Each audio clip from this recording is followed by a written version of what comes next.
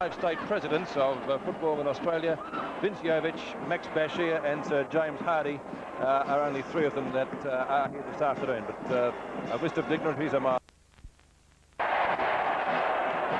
Well, just so you're out of bloody theme as well. Let's sing something. Just help me and start off very quietly and we'll build it to some sort of a fantastic finale, okay? I'll tell you when. Here we go. Once a jolly swag man camped by a billabong under the shade of the coolabah tree, and he sang as he watched and waited till his Billy boy you come along, sing Matilda with me. Let's hear ya! Oh, sing Matilda, oh, sing Matilda, you'll come along, sing Matilda with me. And he sang as he watched and waited till his Billy boy you come along, sing Matilda with me. Now came a jumper to drink at that billabong. Up jumped the swag man and grabbed him with glee, and he sang as he shoved that jumper in his cover bag. You come along, sing Matilda with me. Oh, sing Matilda, oh, sing Matilda, you come along, sing Matilda with me. And he sang as he shoved that jumper in his cover bag.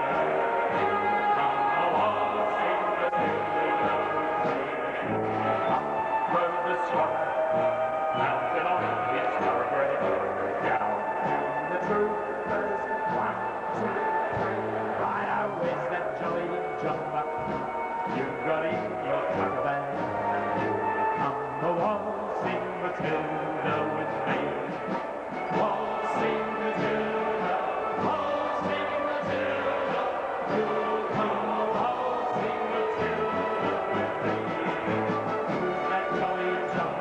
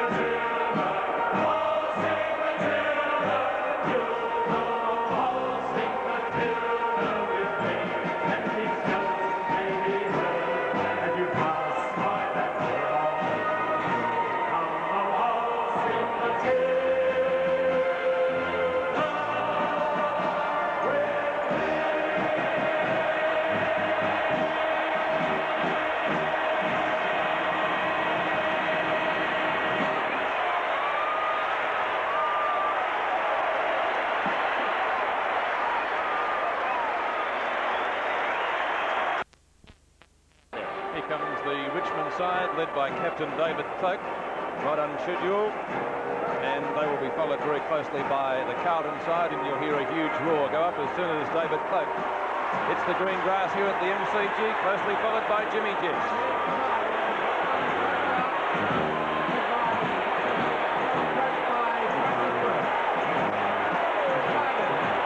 And at this stage of our telecast, we welcome viewers through New Zealand, wherever you may be watching. I know there are a few teams over there that do in fact play Australian rules rather than the rugby union code. I'm Miss Taylor with the is there, Pete? I wonder if they'll try and put us with you today. They have done it before, of course, Bob. Yes, but that was when he was named not to play, wasn't it? Well, it might be the reverse today, I wonder. Is he out there? Can you see him at the moment, Bob? I haven't been able to pick him up as yet, Lou, but that's not suggesting from one moment that he's not there. Well, that was the tip that we got, that he wouldn't be playing today. But there's nothing about the side here now with those balloons going up in the yellow and black colours, Peter. It's look, I always get a lump in my throat, and I've played in grand finals, and I think it's just as good being up here as being, well, I suppose it must be better down there, but it's still a nice feeling. Well, it's just great to be a part of an occasion such as this, and it really is a great occasion, and certainly the tops in Australian sport was certainly not there. Is that Ian Sartori we can see down there on the Richmond side? And there's the young boy, young Stephen, in the wheelchair, the boy that had a lot of difficulty getting a seat, and they finally got him a place at the ground. That's great news from the part of the Victorian Football League. And as we predicted, Brian Taylor is not in the side, and Sartori's in the team. Sartori, of course, a former St Kilda player, so he would be absolutely delighted at this present moment for having made his move from St Kilda to Richmond. Well, a lot of players spent something like 10 or 12 or even 15 years playing football, and they never make the grand final. I must say this... No, well. Sheldon also there, Pete. Well, it doesn't mean much yet, of course. I think you must have got the right tip, Bob. Didn't get any tip, Lou. Jones is there. McClure. Nakazani. We're not right yet, are we? I think it's as we said, Lou. I'll wait and see who goes off the ground because they've done this before. I think in Perth last week in the West Australian final, didn't they have something like 32 players out there, Swan Districts? Yeah, Swan Districts, and well, you know, what does it matter really? And if you want to give your reserves a feel of the ground, they can only take 18 players can only take the field during the game 20, so it's equal once that ball's bounced. Well, that's a sight to see. That's right, there's 22 that are trying to bamboozle everybody, and So we'll have to wait. two still to come up. That's right. It won't be that guy. There's been an element of doubt about number 36 for Carlton, too, McClure. He's got supposed to have a badly injured shin, or the muscle round about that area. And, of course, it's a very big risk to play a player that's not 100% in a final match, Bob. Yes, but let's be quite honest. Probably every premiership side that's played has sent players out onto the ground, depending on who the players were. That's right. And if you are, you know, about 85% fit, and as a player you'd want to play, and I think you'd camouflage it a little bit, wouldn't you, too? I must admit I'd be a cheat under those circumstances. The players taking up their positions now for the playing of the national anthem. The band is in position, likewise the choir of the umpires, and the two sides, Carlton and Richmond, will line up in front of the Melbourne Cricket Club Members Pavilion for the playing of Australia's national song, which will start in just a few moments. Peter, not one of the Carlton players have left the ground. The 22 are still out there, and of course they're not allowed to play 20 players. And not one of them have got a tracksuit on either, Lou. So they're really trying to cover up something the here. interchange players often keep their tracksuits on. That's right. But none of the Carlton players have donned the tracksuit. So Carlton still keeping this very big crowd, well over the 100,000 people puzzled who will be the interchange player. And that wind's springing up too with the coming of these clouds, and I would imagine it would favour the Jollymont goal, although when I was down there on the ground before for the opening of our telecast, it did indeed seem to be favouring the scoreboard goal. Now the toss has been won by captain of Richmond, David Cloak, and Richmond will be kicking to the left of screen, which, as I mentioned, is the end favoured by this breeze, or seemingly from up here. Well, it must be so, Pete, because he's agreed with you. Will be led by Mr. Rolf Harris.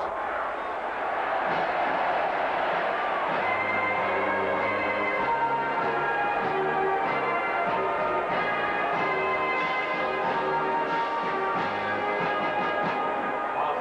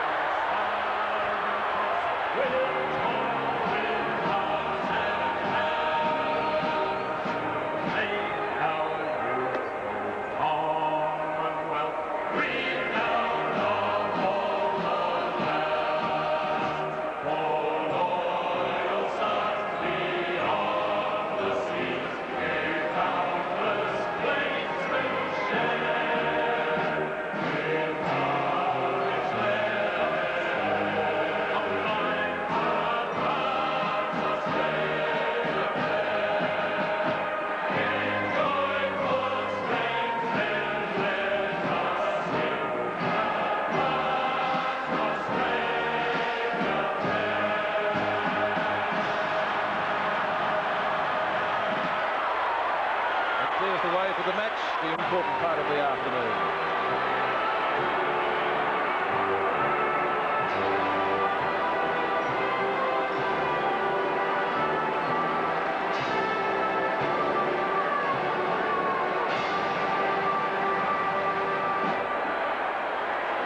Richmond very expeditiously going to take up their positions as the rostrum is struck and the band makes its way off the field here at the MCG. And the Blues still haven't made up their mind who will be the interchange players. They're in a huddle now at the centre-half forward position or centre-half back position. There isn't a trap ball there, is there? No, I don't know what's going to happen. There's still the 22 players out there, Bob. I don't know. It's rather amazing, really, isn't it?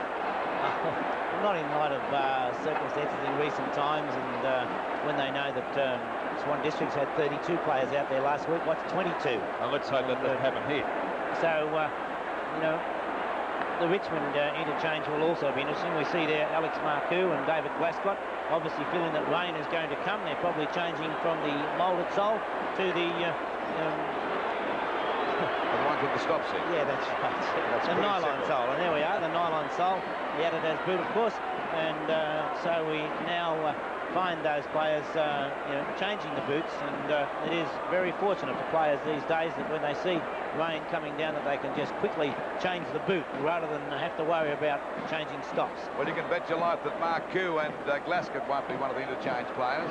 I wouldn't think so, Lou, but it is getting quite dark and ominously like rain at the moment, Pete. Yes, I would say so. It's certainly clear out in the east, but this front... There they go now, the interchange players. Moving in. Marcazzoni and Clark off the ground, Lou. And I would say that the interchange players are now Sheldon. Well, it depends who will start on the ground in place Well, of that's okay. Austin. Well, it's Klopp out there too, isn't it? But there are Jones, Klomp and Sheldon in the 20 to replace Austin going out of the side. So one change to both sides. Taylor of Richmond not taking his place, replaced by Ian Sartori, and Rod Austin not taking his place in the side, replaced amongst the interchange players by Jones, Sheldon and Klomp. Klomp, of course, coming off the ground right now. So Robert Klomp going to be one of the interchange players, and it looks as though he's going to be the other one. Well, Jones is not in the 20, Bob, that right? Warren Jones is out there, Lou. Jones Yes, is in the 20, yes. Certainly a replacement if needed for Fitzpatrick. And he might even start. Don't be a bit surprised if Fitzpatrick still lines up on the forward line and Warren Jones lines up in the first ruck against Mark Lee. There's big Warren Jones, number 2 for Carlton. Shane Williams looks to be on the interchange bench along with Peter Welsh for Richmond and Vasusto. Peter Vasusto, which is quite a surprise. That is a surprise, I must admit. Certainly. Vasusto putting on the dressing gown. And so the important part of the afternoon to get underway shortly. Welsh and Shane Williams. Williams on the left, Welsh on the right. Pete, when I say a surprise for Vasusto, I think Landy has done quite well against Vasusto in recent times, so maybe it's an opportunity to get him away. Cloak, of course, has gone to full forward as he did in the previous encounter, but it's Bortolotto who's lined up against Cloak rather than Perovic. And Perovic's lined up on Michael Roach, who's gone to centre-half forward, and there they are at the moment. Wayne Harms in the background, number 37. Well, Carlton are hoping that Bortolotto's strength will put him out of business. And I see Malin tagging Wood. That's interesting because Harms had that job before and did not make a very good fist of it. Carlton have a pretty fair loose man around about the half-back line at the moment. Bruce Gould doesn't have an opponent. Neither does Harms. There's a few on the Richmond back line haven't got an opponent either. That's interesting. So we start the first quarter of the 1982 Grand Final. Umpire Glenn James umpiring his first Grand Final. Comes in to bounce the ball. Jones in the ruck for Carlton. And Mark Lee in the ruck for Richmond. Jones gets the first tap out, taken by Buckley, but he couldn't get too far with it, and already the umpire has found a free kick. It's going Carlton's way, and the recipient will be Jimmy Buckley at centre field. Carlton kicking towards the main scoreboard end, a torpedo punt kick by Buckley. Knock on, McClure has a chance, he's well caught. Johnson in the goal square, snaps off target, or is it a goal? It's through. What a great start to Carlton. An awkward-looking kick by Johnston under pressure, and it just sneaked in for the first goal of the match. This one certainly shows the value of getting the ball out of the centre for the first time. Tempers, not tempers, but nerves a little bit great at the present stage. Everybody a little bit nervous. McClure, it was almost a throw that got it out to Wayne Johnson, and a quick snap for Johnson showing his value. 6 points to 0 in favour of the Blues. Sheldon towards half forward. Not clear. Fitzpatrick. Bounce favours Richmond. Martello should get there first. In pursuit. Harms comes in. Another goal coming up for the Blues. He's put it through. Great start to Carlton. The Blues are late in the first quarter. And rain at the moment pelting down, Peter. And as we predicted, and those 2 goals could be worth even more. There's a wonderful start by Carlton. I can't remember a grand final where a team has put 2 goals on the board with not even 1.5 minutes of play. And so it really is a great start as we see a desperate piece of play by Tempany there, but he couldn't quite touch it. Rain coming down, 12 points to the Blues. Richmond yet to score at the MCG in the 82 grand final. Well, it's absolutely pelting down at the moment, and the Blues off to a great start. Lee comes in for the knock. Well, he actually lost that. Sheldon beat it for him, but it could be a free kick. It'll go to the big fella Lee. And ready to have a go at Fitzpatrick. It quickly plays on. A hand pass coming out wide now. It's Tempany. Grab gets a kick down there towards half forward. Coming out to meet it as Glasgow Roach is there. He's upended him. In goes Perrick. It'll be a free kick to Glasgow out there on that half-back flank. Well, that first 2 goals coming within a minute and a half is certainly going to build up the confidence of the Carlton side. Ball kicked out towards the wing position. Oh, Tempany dropped an easy one, but don't blame me for that's very slippery at the moment. Mayland gets a hurried kick down there towards half forward. 2 balloons out on the ground. Coming in to meet it now is Strawn on the boundary line, fumbles. McClure grabs the done. The umpire's calling play on. It'll be a free kick to Richmond. And it'll be Strawn to take the free kick out there at half-back. It's absolutely handing, not right. There's a wrestle going on between Dunn and McClure. And this will be on for Young and Old today. The Tigers... Another one as well. They're up near the centre. Well, there's another wrestle. I would say the Tigers are trying to distract this one on by Carlton. Rioli and Esper having a real ding-dong go out there. The tip out there. Well, Jones has had his number taken. And Jones and Lee are into it. Jones has had his number taken. There's another go. Sheldon's into it too with the reins. Well, I think the Tigers... Wiley went down. Wiley went down.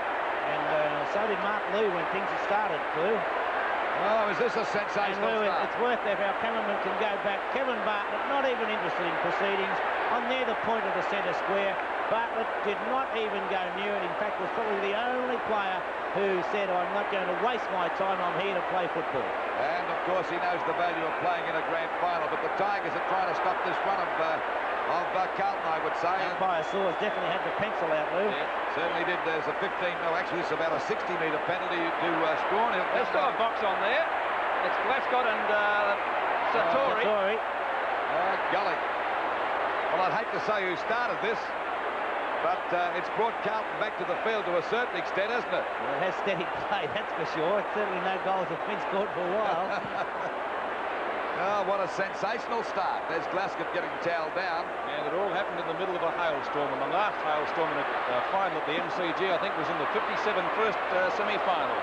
A free kick going Carlton's way. I feel a bit sorry for Glenn James umpiring his first grand final. What a bit of a catastrophe to cop there, Peter, in your first match. He'll do a good job. Don't worry about him. Fitzpatrick claiming the mark and has been plated by the umpire. Looks like another 15-metre penalty. We might keep a track of those today. That's at least 2. Fitzpatrick, the half forward for Carlton, punched down by Martello. Plenty of weight being used here. It's a free kick going Carlton's way.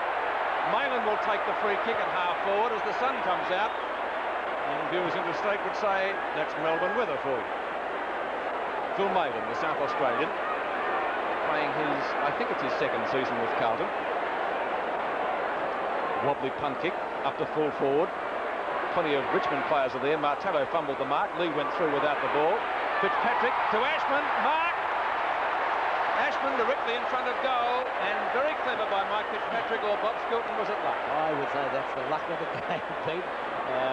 But it was going in the right direction, and that's all that matters. Ashman was in the front position as he lines up. From 15 metres out. Ashman's put it through for Carlton's 3rd. An amazing start by the Blues in the first quarter. $1,000, 6 months, 16%. 6.5 minutes into the first quarter here at the MCG. Carlton 3 straight goals, leading Richmond yet to score. Umpire James to bounce the ball again. And the Blues off to a great start. It seems to be a little bit better the weather now. The sun is shining, but the rain is only falling lightly. Knocked out by Jones, lost sight of it. Sheldon gets a hurried kick, and the Blues go back into attack once again. McClure's got the mark. They're certainly putting it over Richmond. He has a shot for goal. Has a go for Ashman. Down there in the forward pocket for Richmond is Kane, and the ball is finally forced over the line and out of bounds. It's only about 10 metres around, or wouldn't be 10 metres around from the Carlton goal. They're 18 points to Richmond yet to score. Ball back into play again. Knocked out that time by Richmond. Picked up now by Templey. Got a touch of the Staggers. Comes back there to Rollins in the forward pocket. And well smothered that time by Johnston. And the ball is still in the Carlton attacking zone. That's great football by Wayne Johnson, Lou. Very strong football the Carlton side got. There's a limping player for Richmond. Umpire's found a free kick. It'll go to Dunn down there in the back pocket for the Tigers. Tigers seem to be a little bit rattled. No wonder. 3 goals to the Blues in the grand final. Punched out by Jones. Well backed up by Sheldon. The ball back over towards centre-half forward. Punched out again. The umpire's found a free kick. It'll go to Mervyn Kane down there a little short of the full-back position. 3 straight goals for Carlton. We've only played about 7.5 minutes. 15-metre penalty. He quickly plays on, shoots the ball across there towards the centre of the ground. Umpire's found another penalty here, another 15-metre penalty. And of course, this brings Kane just about to centre field, and a good chance now to send the Tigers deep into attack. And believe you me, they need to go badly at the moment. Kick by Kane is well over half-court. The back there is Cloak. Flying high as Roach. Oh, didn't pay that mark. He flew high. Bit of scrimmaging going on. The umpire will ball it up about 35 to 40 metres out from the Richmond goal. The Tigers yet to score, and Carlton 3 straight goals, 18 points. Knocked out by Jones. Well intercepted that time by Marler. Oh, he's upended. Umpire call play as English takes the ball away from the danger zone. Back to centre wing. In fact, it's gone a little bit further than that to the right half-forward flank. Chance for Temperty on the boundary line. Short pass, and he's put it straight out of bounds on the full. I wonder if that Rains it was. Things not going the right way for the Tigers at the moment. The free kick to Harms. It's being brought back on the mark. Harms in the centre, incidentally, against Rains, Pete. Harms' kick. 2 Richmond players are there. Lee knocks it down, taken away by Temperty this time, back towards centre field. Jess and Dool. Knock on by Roach. McConville and Bartlett. English. Dool. Beautiful ball. Long to half forward. Sartori in front. Can't take the mark. Perovic. Not a good kick by Val Perovic, but Fitzpatrick nearly has his head taken off. He takes the mark and will get a 15-metre penalty from umpire Glenn Jones. So the Carlton skipper now will be within kicking distance, no doubt about the mark and or free kick. Well, I think at the moment, Bob, that the Tigers are relying on brute strength rather than a bit of skill. That's why Carlton are doing so well. Because I think Carlton have their mind intent on getting hold of the football and concentrating on the game of football, and that's why at this stage they've got 3, maybe 4 on the board. Fitzpatrick shot at goal. I fancy off target. 1 behind. That makes 1 point to the total. 3-1, 19 points. Richmond still yet to score. The first quarter in progress, 10 minutes. Waiting for the ball to come back into play. Kicked out there by Martella towards Lee. Goes for the punch on. Wouldn't take the risk of taking the mark. The ball's still very slippery. Rollins goes in the front posse there on the wing position. Kicks it off the ground. Picked up by English. This back line's doing well. Well tackled that time by Wiley. Finally out to Rollins again. I thought he got grabbed a little bit high, but the umpire said no. And the ball is out of bounds up towards Richmond's half-forward line. Well, the Tigers are in the hot seat at the moment. The Blues off to a great start. 3 goals, 19 points. As we see the ball hurriedly kicked away that time by Waitman. Oh, Jess is upended the handler. Oh, golly, hit him a beauty that time. And the Tigers are concentrating on using the shoulder rather than going after the ball. And we find the umpire will ball it up. Dool and Jess having to go behind play at the moment, Lou. Well, I just think that the Staggers. I think, well, no doubt about that bump. Fair bump. It was a fair bump, we'll say that. Waiting now for the umpire to ball it up on that Carlton half-forward line, are doing extremely well at the moment. Knocked out by Dunn. There's nearly a free kick to Rioli for one in the back. Hunter looks to be coming off, Lou. He looks a bit groggy. The doctor having a look at him there. Oh, he doesn't look at all well at the moment as the ball goes out to Saturi's. Well collared. The ball back again to Waitman. Over to Wood, and now the Tigers go back into attack. Over it is to Jess. Jess getting the hoot from the crowd. A long shot, but is he off target? Yes, for 1 point. And that's the Tigers' first score, coming at the 12-minute mark of the first quarter of the 1982 grand final. Richmond 1 point to Carlton, 3 goals, 190. I must admit the match has had everything so far as Dool takes that mark in the back pocket, but the ball will have to go back. Let's watch that bump again. Perfect hip and shoulder. I'd say, Peter, you're Right fair, Pete. And the elbow did come up afterwards, but that's instinctive. And down goes another Carlton player. That's Clough, and he was the fellow that just replaced Hunter. McClure, longer half forward. Bounce doesn't favour Fitzpatrick, but a good knock on. Dunn is there. Trips over Johnston, who gains possession to Fitzpatrick. The fumbles, tries to get it to Malin, not successful. A free kick. Oh, look, they're into it again. It's a free kick to Fitzpatrick. Peter got one right on the side of the face. Umpire Glenn James finding a free kick, or is it going the other way to Brian Wood? It's going to Wood, and it wrestled behind play. That's Rowings, and is it Sheldon on the ground? That's right on centre wing. Players continuing in the meantime. You've got to have about 10 eyes here at this grand final. Where's the ball? I lost it. It's was out of bounds. 2 15-metre penalties, Pete. Goodness me. The only place they've had a fight is in the dressing room, isn't it? Might be one there later. Brian Wood from half-back. Perovic behind. Free kick going Richmond's way. As I said, he was behind. He got it. Foolish play by Perovic. Foolish play. And a 15-metre penalty. 9 15-metre penalties already.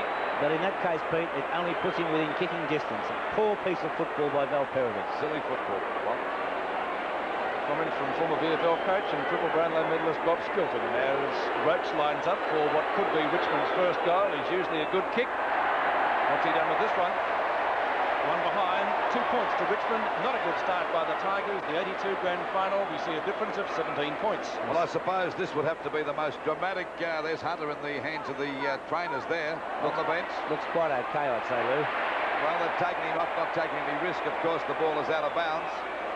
It'll be a free kick to Klopp for one on the shoulder, I think it was. And Klopp's kick is back there towards the centre wing position. No doubt, as I said before, the most dramatic opening we've seen for a grand. Oh, might have got one right. Right from Wood that time, under the chop. He's given it to Wood. I thought it went the other way. Well, he didn't actually get it from Wood. He got it from Raines. As Peter said, you've got to have eyes at the back of your head to watch these guys at the moment. We see Sheldon cop one that time, but it wasn't anybody's fault. He got it from the football, hitting right in the face.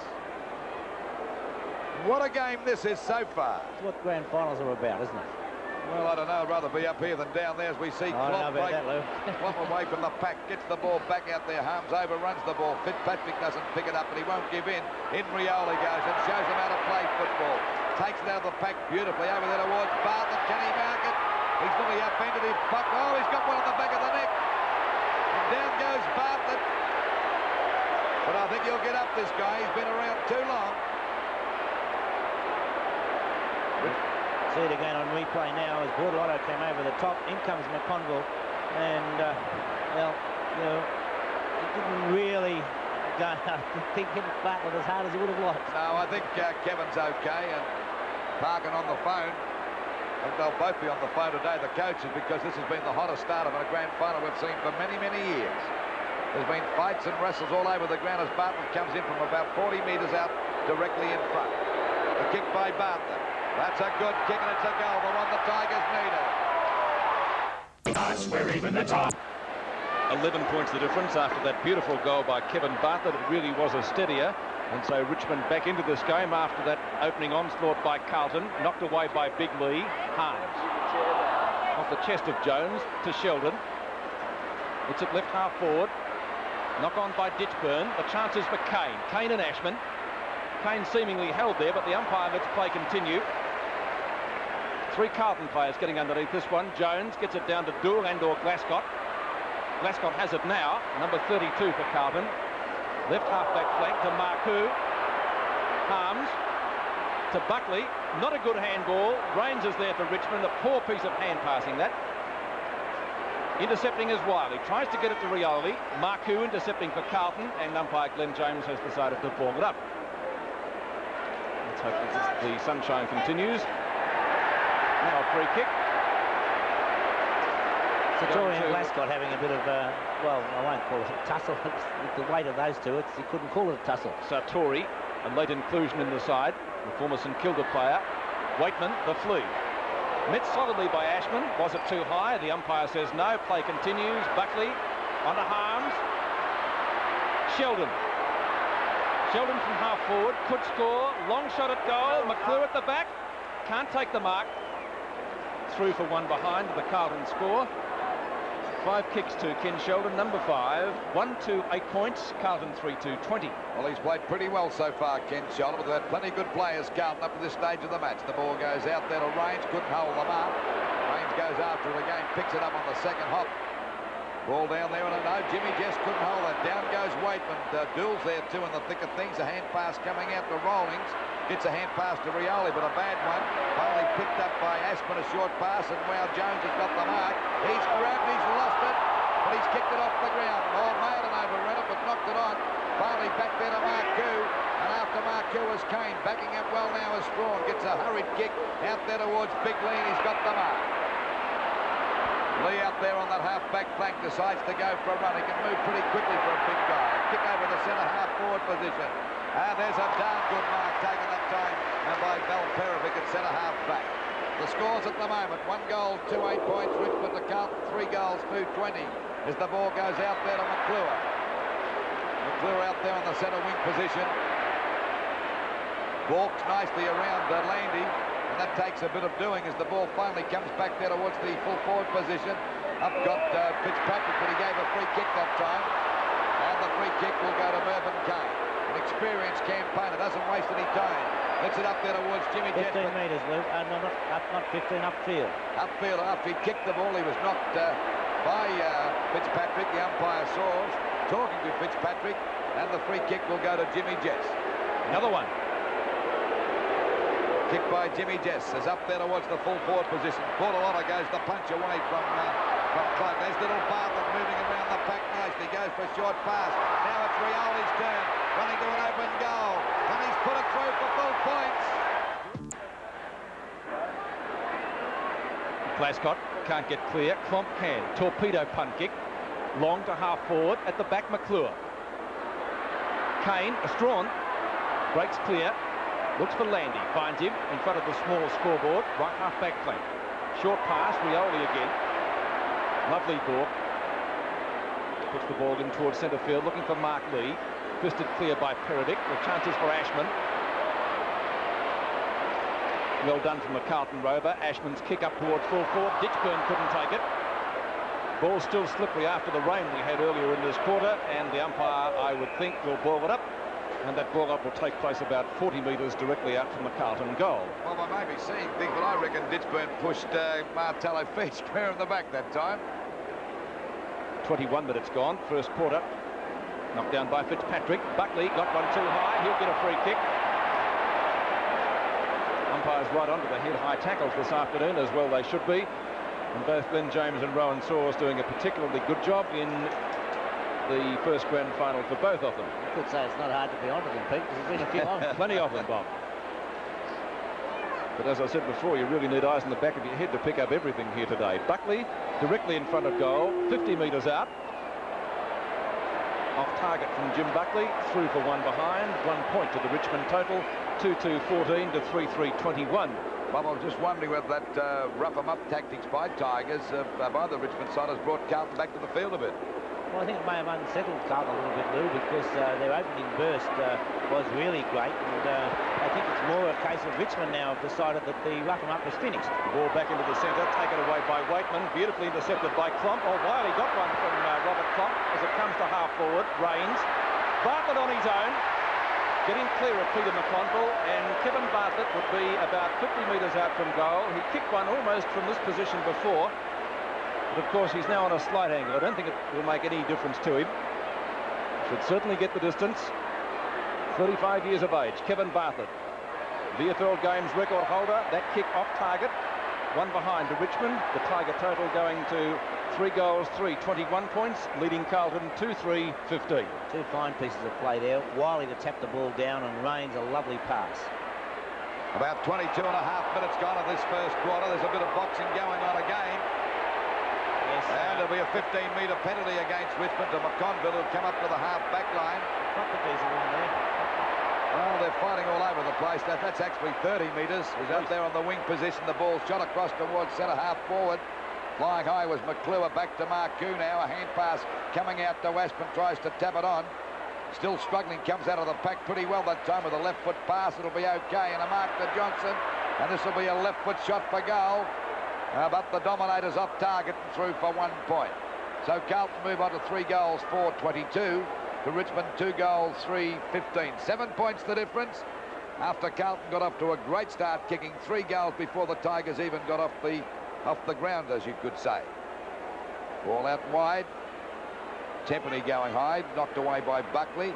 Still struggling out there with Tempany, but the umpire will ball it up on Carlton's half-forward line, about 65 metres around from their goal. 7 points the difference in favour of Carlton. One of the toughest openings of the grand final I've seen for many, many years. There's been wrestling and fighting going all over the ground. Punched away by Fitzpatrick. Ditchburn kind of missed that one, let's say that. Finally knocked away by Martello towards Glasgow on the edge of the boundary line, but it's out of bounds. Little Glasgott's not very big, but he's been in the thick of things all day today. He's been in he's had more rounds than Jack Dempsey's had over in a matter of about 10 minutes. Finally struggling going on now. It's a hand pass coming out from Satori, finally over to Waitman, but there'll be a free kick to Rioli. Made a difference since Huddle's gone off the ground, Lou. Yes, it's made a difference, and Rioli, a very good player, as the ball goes up there to Roach and Perovic. Perovic doesn't take any chances, goes for the punch. Back there to Rawlings again, across there towards Jimmy Jess and Dool. Coming out the metre is McConville, taps it nicely over to Perovic. Now there's Perovic going for a long kick towards centre-half forward. McClure with a great mark. And centre-half forwards, if they play well in grand finals, win matches for you. Short pass to Harms, a shot for goal. It's hit the post, and he's disgusted with that one. Well, he should be, Lou. They're the ones that you should get from the half-forward line forward. You shouldn't miss direct shots. 8 points the difference. 23 points Carlton to Richmond, 15 points. Now Martello looking for Ian Satori. He finds him, but the ball just eluding Satori.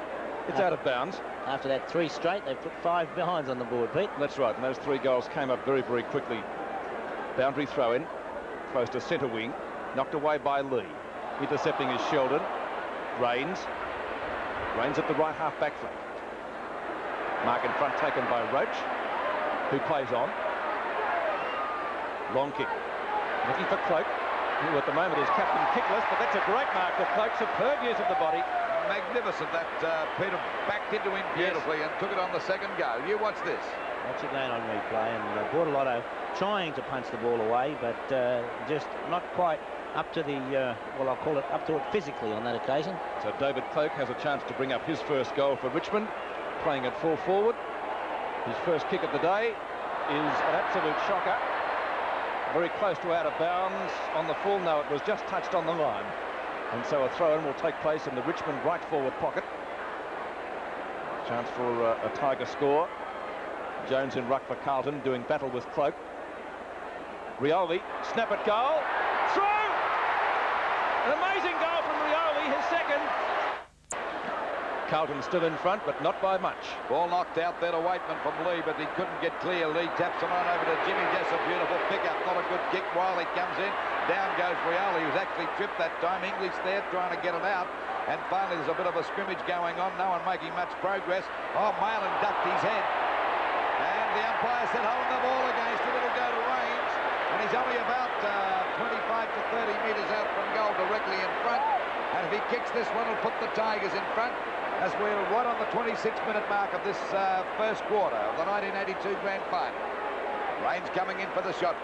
This is the shot with their camera behind the goal. And that's right through the middle. So the Tigers have hit the front.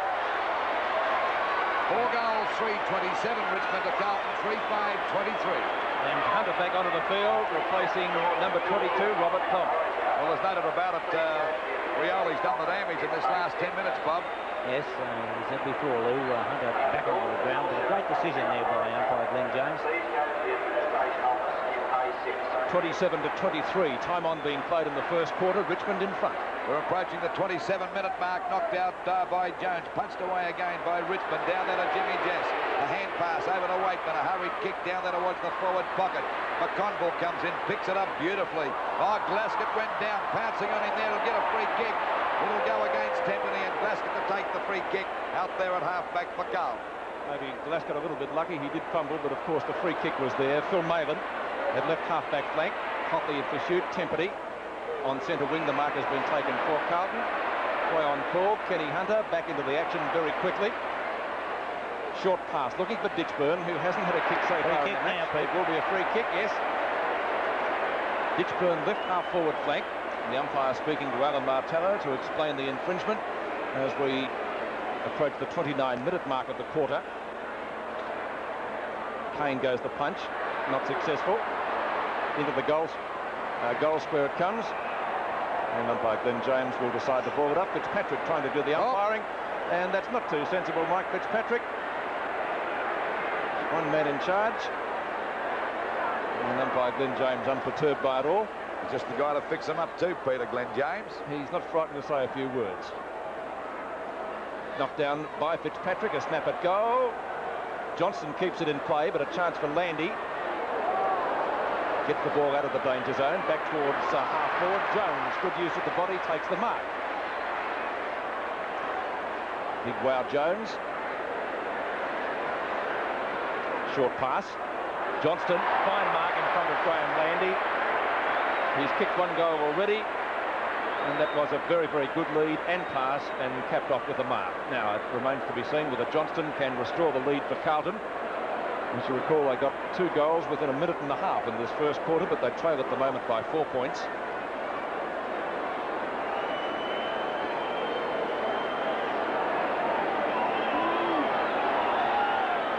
Off target. 1 point. And so in the 82 Grand Final on the 7 Network, scores from the MCG as David Parker and Wes Lofts look anything but happy. It's 24 points to 27. 3 points the difference in favour of Richmond. And we're just over just approaching the 31-minute mark of this first quarter. And I should imagine it'll go another couple of minutes yet, because we've had a lot of distractions in this first quarter of the 1982 Grand Final. And the ball has been lost in the crowd. Well, the capacity crowd here today, I'd say, Pete, around about the 110,000. And they've certainly had their money's worth so far, Bob. There's been plenty of thrills and spills. Yes, I think the only thing they complain about was they haven't been able to watch all places at once. Well, it's been very difficult for the commentators up here because they've been fighting all over the ground, but they seem to have settled down now. The rain has stopped, and we've got quite a nice sunny day so far. Martello goes for a pass out there, looking for 2 Richmond players. They spoil each other, actually, Kane and Rawlings. Finally tapped out now towards Buckley. A hand pass back to Glasgow. Spins out of trouble, goes down, gets it back to Buckley again. The kick is down there towards Aspen, punched away by Martello. Coming in to meet it as Dunn overruns the ball. Marcoux tries to kick it off the ground. Finally, Buckley comes out with a long hand pass towards Johnson. He grabs Waitman, a good tackle. Kicked off the ground by McClure. It's going towards the goal, but it's off target. And it's only 2 points the difference now. So the Blues move on to 3 goals, 7-25, and they're giving away plenty of chances to Richmond 4-3-27. Well, Carlton got up to a great start, kicking 3 goals before the Tigers even scored a goal. 3 in the first 5 minutes, and the Tigers, I think the police have pinched some guy for pitching the ball. So the ball back there to Waitman again, back out there towards the wing position, punched on by Ropes. But no one there for Richmond, finally picked up by Hunter's already left the ground and back on again after being knocked out. Goes for a pass, it's a high one and a good mark taken out there by Sheldon as we approach the 32-minute mark of this, the first quarter. Sheldon looking for Fitzpatrick, or McClure, who almost took the grab, booted away by Wiley, and the mark taken out there on the right half-back flank for Richmond. Roach. Jess, not the most popular player insofar as the Carlton fans are concerned. Long kick by Jess, up towards half-forward. Knocked away from Cloak by Bortolotto, who's claiming the mark, and in fact will be paid it. English. Short pass. Over the top. Roach can't take it. Hunter. Fitzpatrick and Dunn. Long kick by the Carlton skipper. Looking for Ditchburn. No, can't take it at the second grab. Umpire Glenn James has found a free kick. I think Martello stood on his head, didn't he? I'm not quite sure. That's where he was holding.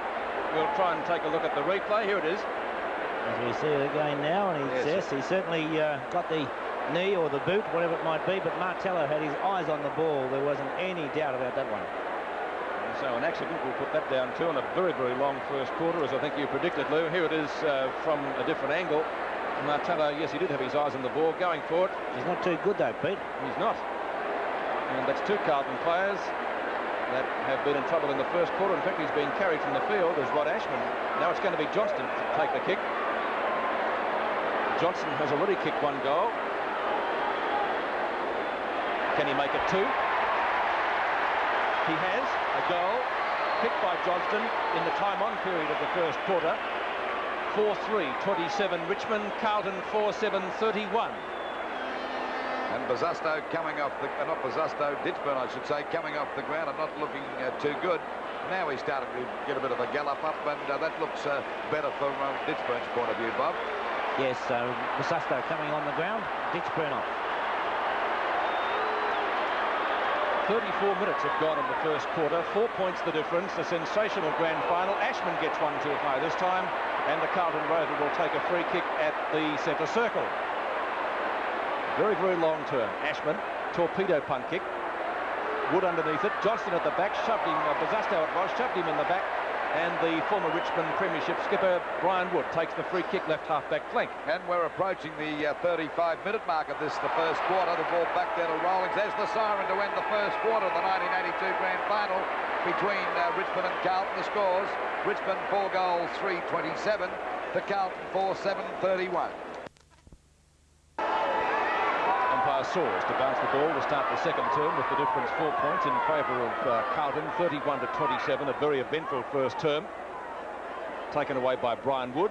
Wiley at half forward, short chip to Bartlett, who marks in front of McConville. The guy we were talking about, Peter. That's right, Lou. He played a very good first quarter. He kicked one goal himself, had a hand in another, and a very, very creative player around the Richmond forward line.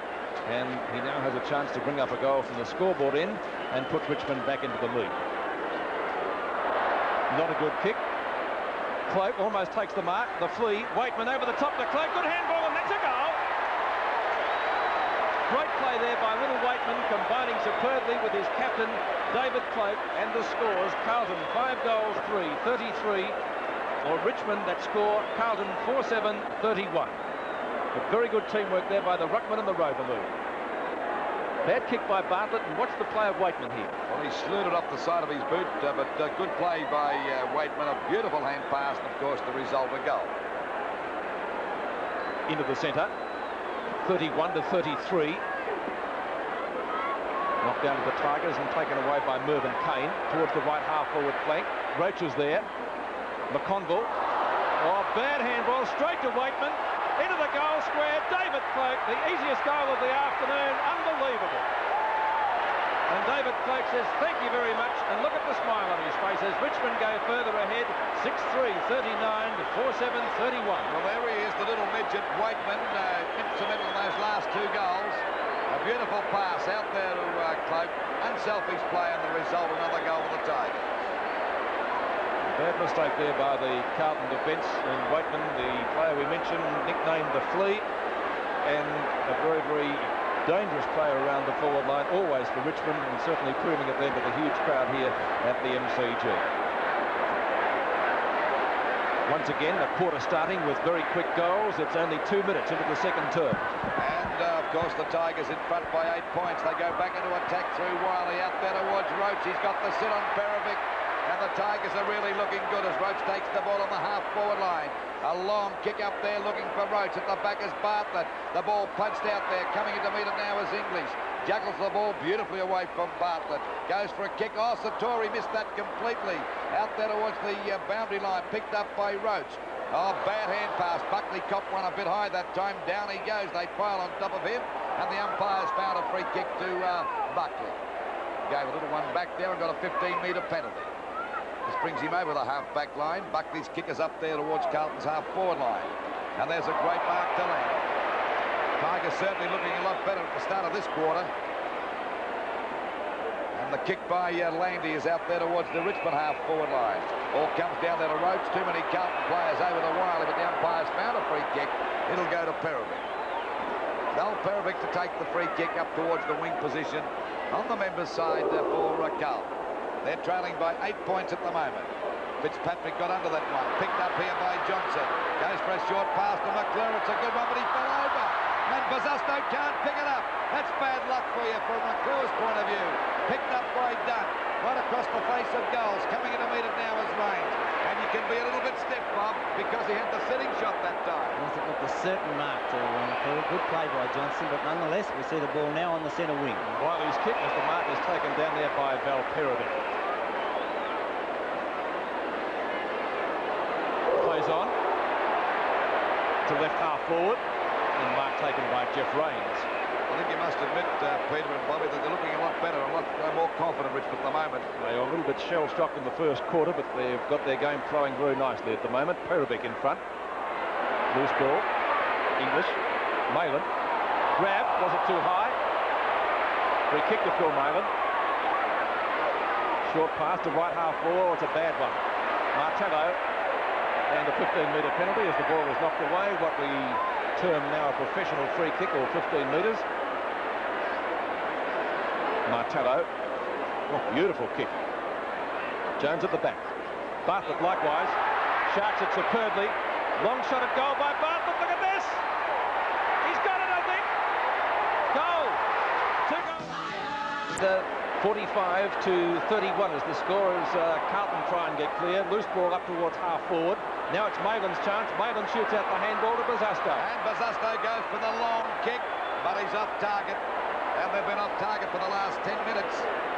And it's through for 1 point. With McConville being taken away from Bartlett, Wayne Harms going down, virtually to the back pocket, because Bartlett's down there in the forward pocket at the moment. McConville at this stage on the wing. Good mark to Storm from that kick in. They're looking stronger now, the Tigers. They're in front by 13 points. Good pass out there to Wiley on that wing position, a hand pass. Coming over now to Mervyn Kane. Kane goes for a kick up there towards the half-forward line. It's really a free kick to Waitman against Gilbert. Coming through is English. He was grabbed too, but Waitman won't give him the ball. As out of bounds. Out of bounds on the Tiger half-forward line, about 55 to 60 metres around from their goal. And the Tigers have fought back really well because they were down at 18 points to nothing. Has finally knocked out that time over to Rawlings. Up there towards Bartlett. There's a good mark to Harms, and as Bob Skilton pointed out, he has been just shifted on to Bartlett. McConville moved. Bartlett looking a very dangerous player. Chance for big Mark Leader. Mark had no trouble with that one and takes a mark out there and ready to send the Tigers back into attack again. Down towards the forward pocket. Cloak in the box seat here. Couldn't hold the mark. Comes down to Cloak again. Sheldon overran the ball. Cloak's grab, gets a short kick, goes after it again. They're all piling in. That's Harms getting a hand pass. Out now to Hunter, fumbles the ball. That's most unlike him. And the umpire will ball it up for sure about 25 metres out from the Richmond goal. There's Ken Hunter, who left the field in the first quarter. Came back later. 7 minutes gone. Second term, knocked away by Roach.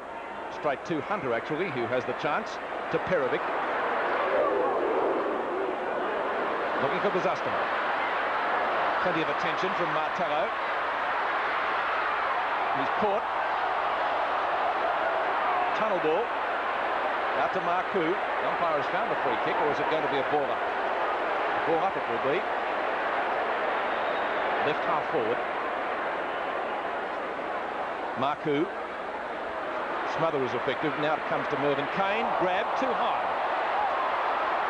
Tackle must be around the waist or thereabouts. Kane playing a wonderful kick down there, Pete. A wonderful game, I should say. He is playing well. 7 kicks to Mervyn Kane from the right half-back flank. Looking for Lee. Roving it well is Jeff Rains on the boundary line. Not the best of kicks from Rains. He can certainly do better than that. Waitman again to Lee. Ruckman and Rover combining again superbly. Lee's long kick, looking for Cloak. Can't take the mark. Mario Bortolotto, number 6 for Carlton. Glascott. Perovic. Right to the VFL badge on centre wing, but it's Barry Rowlings there to take the mark, and he plays on. And the Tigers go back into attack again. Punched away by Bartlett. Coming in to meet it now is Harms. He's got the job of finding Bartlett and doing okay since shifted there. Out wide there to Wood and Mailing. Wood goes down. This gives Mailing a chance on the boundary line. Picks up the ball pretty nicely. Finally over the top of the head of Landy. Coming out to meet it again is Kane. Doing very well in defence for the Tigers. And the ball is finally forced out of bounds. On the Carlton half-forward, on about 75 metres around from their goal. Richmond 45 points to Carlton 32 points in the 1982 grand final. Second quarter. Punched away by Sheldon. Out there to McClure. McClure's kick is down there towards the forward pocket. Coming in to meet it now is Tempany. Also Strawn. Couldn't quite pick it up on the first grab and finally forces the ball out of bounds. But at least coming off the ground now is Ditchman. Looks as though he could be possibly going to the dressing room. Not really take any more part in this game. Stephen Phillips, our man on the ground, said he's very, very shaky in the knees. So the ball is out of bounds, still on the Carlton half-forward line, still about 50 metres around from their goal. It'll be done, and Jones knocked down again to Rains. The Tigers playing with a lot more confidence. His kick is right across that half-back line. Satori goes to punch. It's a long one. And there's a great race between Glascott and Satori. The younger fellow is in front, but he overruns the ball. Satori kicks it on towards Rioli. And watch Mr. Magic get around these guys. How about this for Borky? What a player this fellow is as he goes for a pass to Bartlett. And he's found him. And there's no doubt about Rioli. And of course, you can't knock the old champ either, Bob. Full credit on both occasions, Lou. Rioli with his absolute class and skill. Bartlett, of course, has to be able to put himself in position, and even when he did get there, he was under a bit of pressure. And he's put 2 goals on the board so far, and from here, one would not be surprised if he was even able to just slip it through for his third. Well, he's about 40 metres out on about a 45-degree angle. I think he'll make the distance. Mark Lee at the back. Couldn't hold the mark. It's finally forced out of bounds right against the point post. And we're at the 11-minute mark of this, the second quarter of the 1982 grand final. Richmond 7-3-45 to Carlton 4-8-32. Boundary throw in. Fitzpatrick juggles it and loses it. Picked up by Hunter. He was grabbed, seemingly a little bit low. Bortolotto's hand pass is to Fitzpatrick. Into centre field. Tempany couldn't take it. Rains can. Tackle from Johnston, effective. Certainly stopped him. Strawn's kick downfield. Roach grab but not in possession. Play on. Wakeman does. Close to the boundary line. Right half forward flank for Richmond. Marku is there. Good smother. And we'll see a throw in about 45 metres from the goal. And some very solid tackling here this afternoon by both teams. Roach and Fitzpatrick.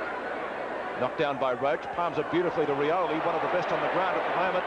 Long shot at goal, into the square. Cloak is there with Bortolotto. Cloak can't take the mark. English to Harms. Bartlett using pace. English down, free kick against Jimmy Jess, who, as you can probably gather, was not the most popular player on the ground, certainly in the eyes of Carlton supporters. Up towards centre wing position. In fact, it bounces just inside the boundary line. We'll see a throw in on that centre wing position in front of the southern stand, which this afternoon predictably packed to capacity. Lee at the back of Fitzpatrick, waiting down Bazasto. Likewise, Marku picked up by the captain. Back it comes towards Bazasto. Short kick, mark taken by Strawn at left half back. Not the fastest player on the Richmond side, but a very, very good defender. Strawn to half forward. Perovic goes the punch. Rains grabbed by Perovic. Lovely tackle, holding the ball. Haven't seen too many holding the ball decisions this afternoon. And a fine tackle by Perovic earns him the free kick at centre half back. It's a fairly good game, Perovic, Bob. Yes, and the player he tackled, Lou, has been a wonderful player for Richmond. That's Jeff Rains. Yep. Ball knocked away by Strawn back there to Jimmy Jess, the most unpopular player on the ground as far as the Carlton supporters are concerned. Out wide towards Glasgow, but it'll beat him and go out of bounds on the centre wing position. So we're about at the 13-minute mark of this, the second quarter. 7-3-45, Richmond to Carlton 4-8-32. And it's been a ding-dong struggle. That first quarter was a ripper. Players falling all over the place in the first 10 minutes. Umpires found a free kick. It'll go to Carlton's Marcoux in the centre wing position. So it's a chance now for Marcoux to send the Blues into attack. Oh, that's a great mark to Mervyn Kane, and he's been a great player in defence for the Tigers today. It's about kick number 9 for him so far. Ball back out there towards the wing position. Roach and Perovic, punched away by Perovic, and the ball once again is out of bounds on that centre wing position. Even though Perovic's doing well, Lou, the part you'd like about Roach these days is that he's prepared to get in the front position all the time, and even if it's punched away, those smaller Richmond players get the opportunity. Well, there's one getting it away now in Rawlings, and English too tall for Wiley. Got one in the face from Wiley, but still gets the mark and the free kick at centre half back. Quickly plays on, hooks the ball out there towards Fitzpatrick, has no trouble taking this mark. Rawlings will get a 15-metre penalty for creeping over the mark. He'll get another 15 if he's not careful. He's got one. That's 30 metres. Fitzpatrick quickly plays on over centre half forward. There's Bazastar. What a mark. He quickly plays on, and he goes for a hand pass to Hunter. It could be a goal coming up. Yes, it's a goal. 15 minutes into the second quarter. Carlton come a little bit closer, 45-38 at the MCG. Holding the ball, free kick going Richmond's way, and Robert Wiley will take the free kick. Short pass out towards right half forward, looking for Bartlett. Oh, good use of the body though by Harms. Wayne Harms too tall. Judged that perfectly. Hunter not on the forward line, Peter. He just went down into defence or into the forward line with Rioli. Rains, who's had many possessions this afternoon, to Wiley. Bartlett and Harms again. Could be in the back. Yes, it is. Free kick to Carlton. It will be taken by Mario Bortolotto. Short pass into the pocket. Not a good one. Jess intercepting. Glascott is there. Dool does the shepherding. High to centre wing. Buckley and Landy. Trapped by Kane. Marcoux. Malin. McClure. Oh, gutsy mark. Good mark in front of Strawn. The handball to Marcoux. This is better from Carlton. Marcoux has a chance to steady and fire a goal at the back. McConville. No mark. Play on. He does. Out of bounds. So a chance for the Carlton score. Boundary throw in, only about 10 metres from the behind post. Jones and Emmett Dunn.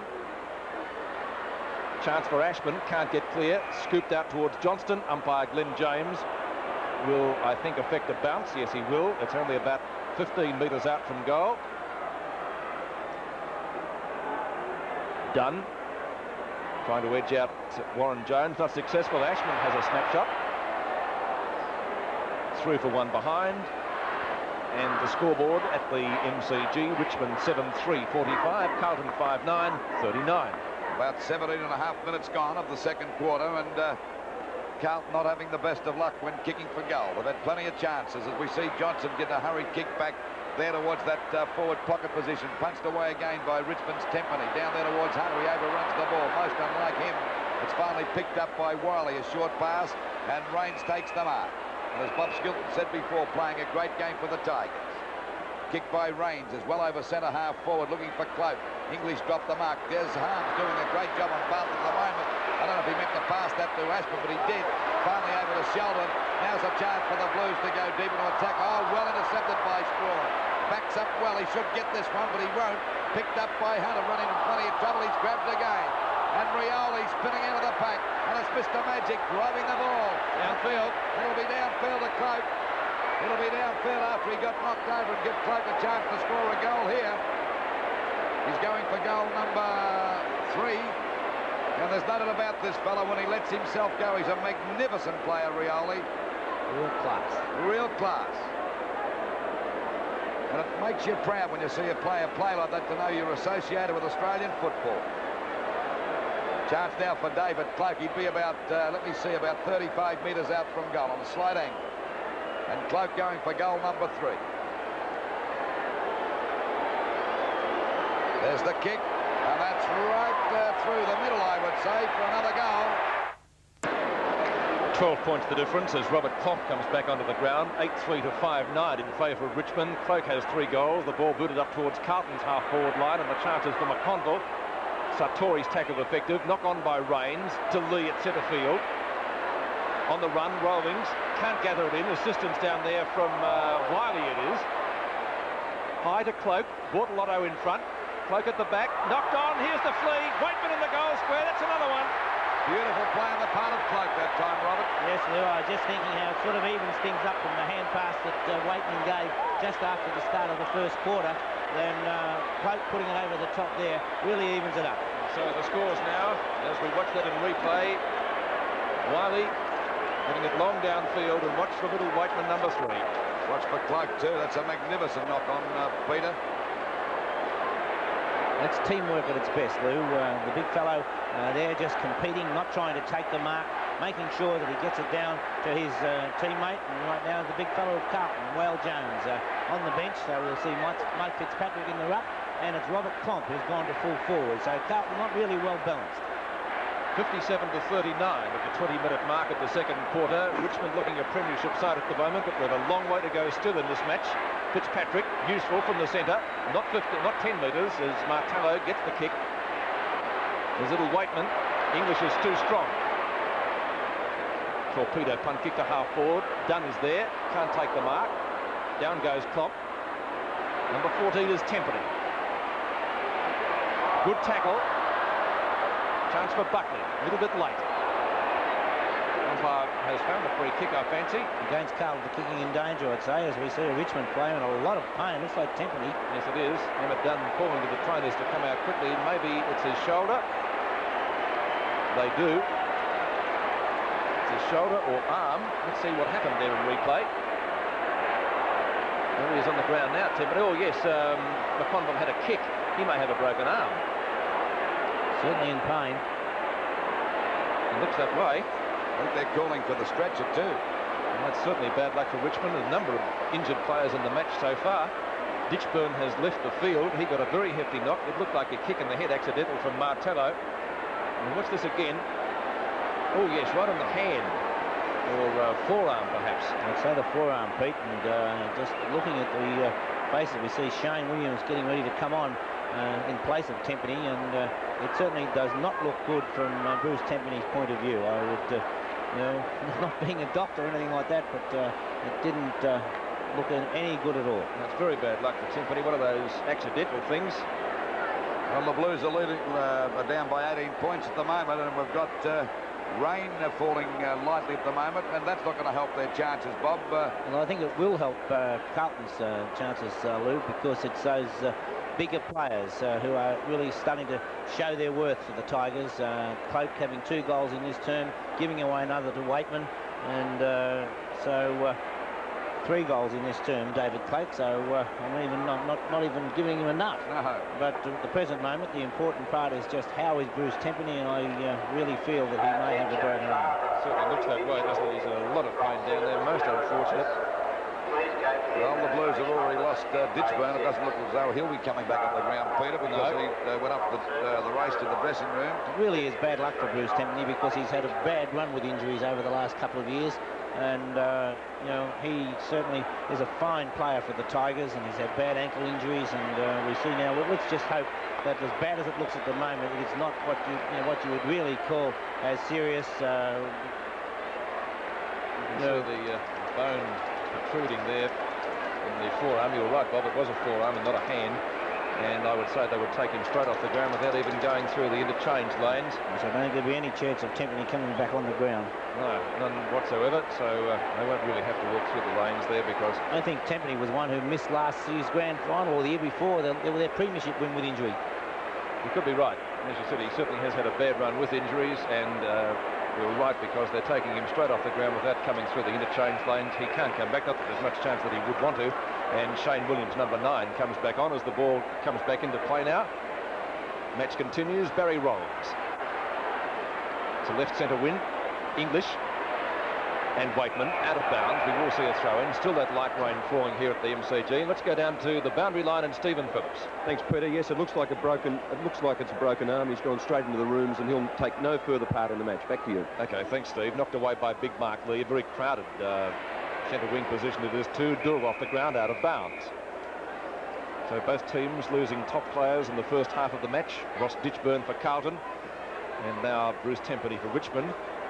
And of course, Kenny Hunter didn't look too good earlier, but he took his place once again on the field after he was met solidly by Jimmy Jess, number 20. There he is tackling again, Jess.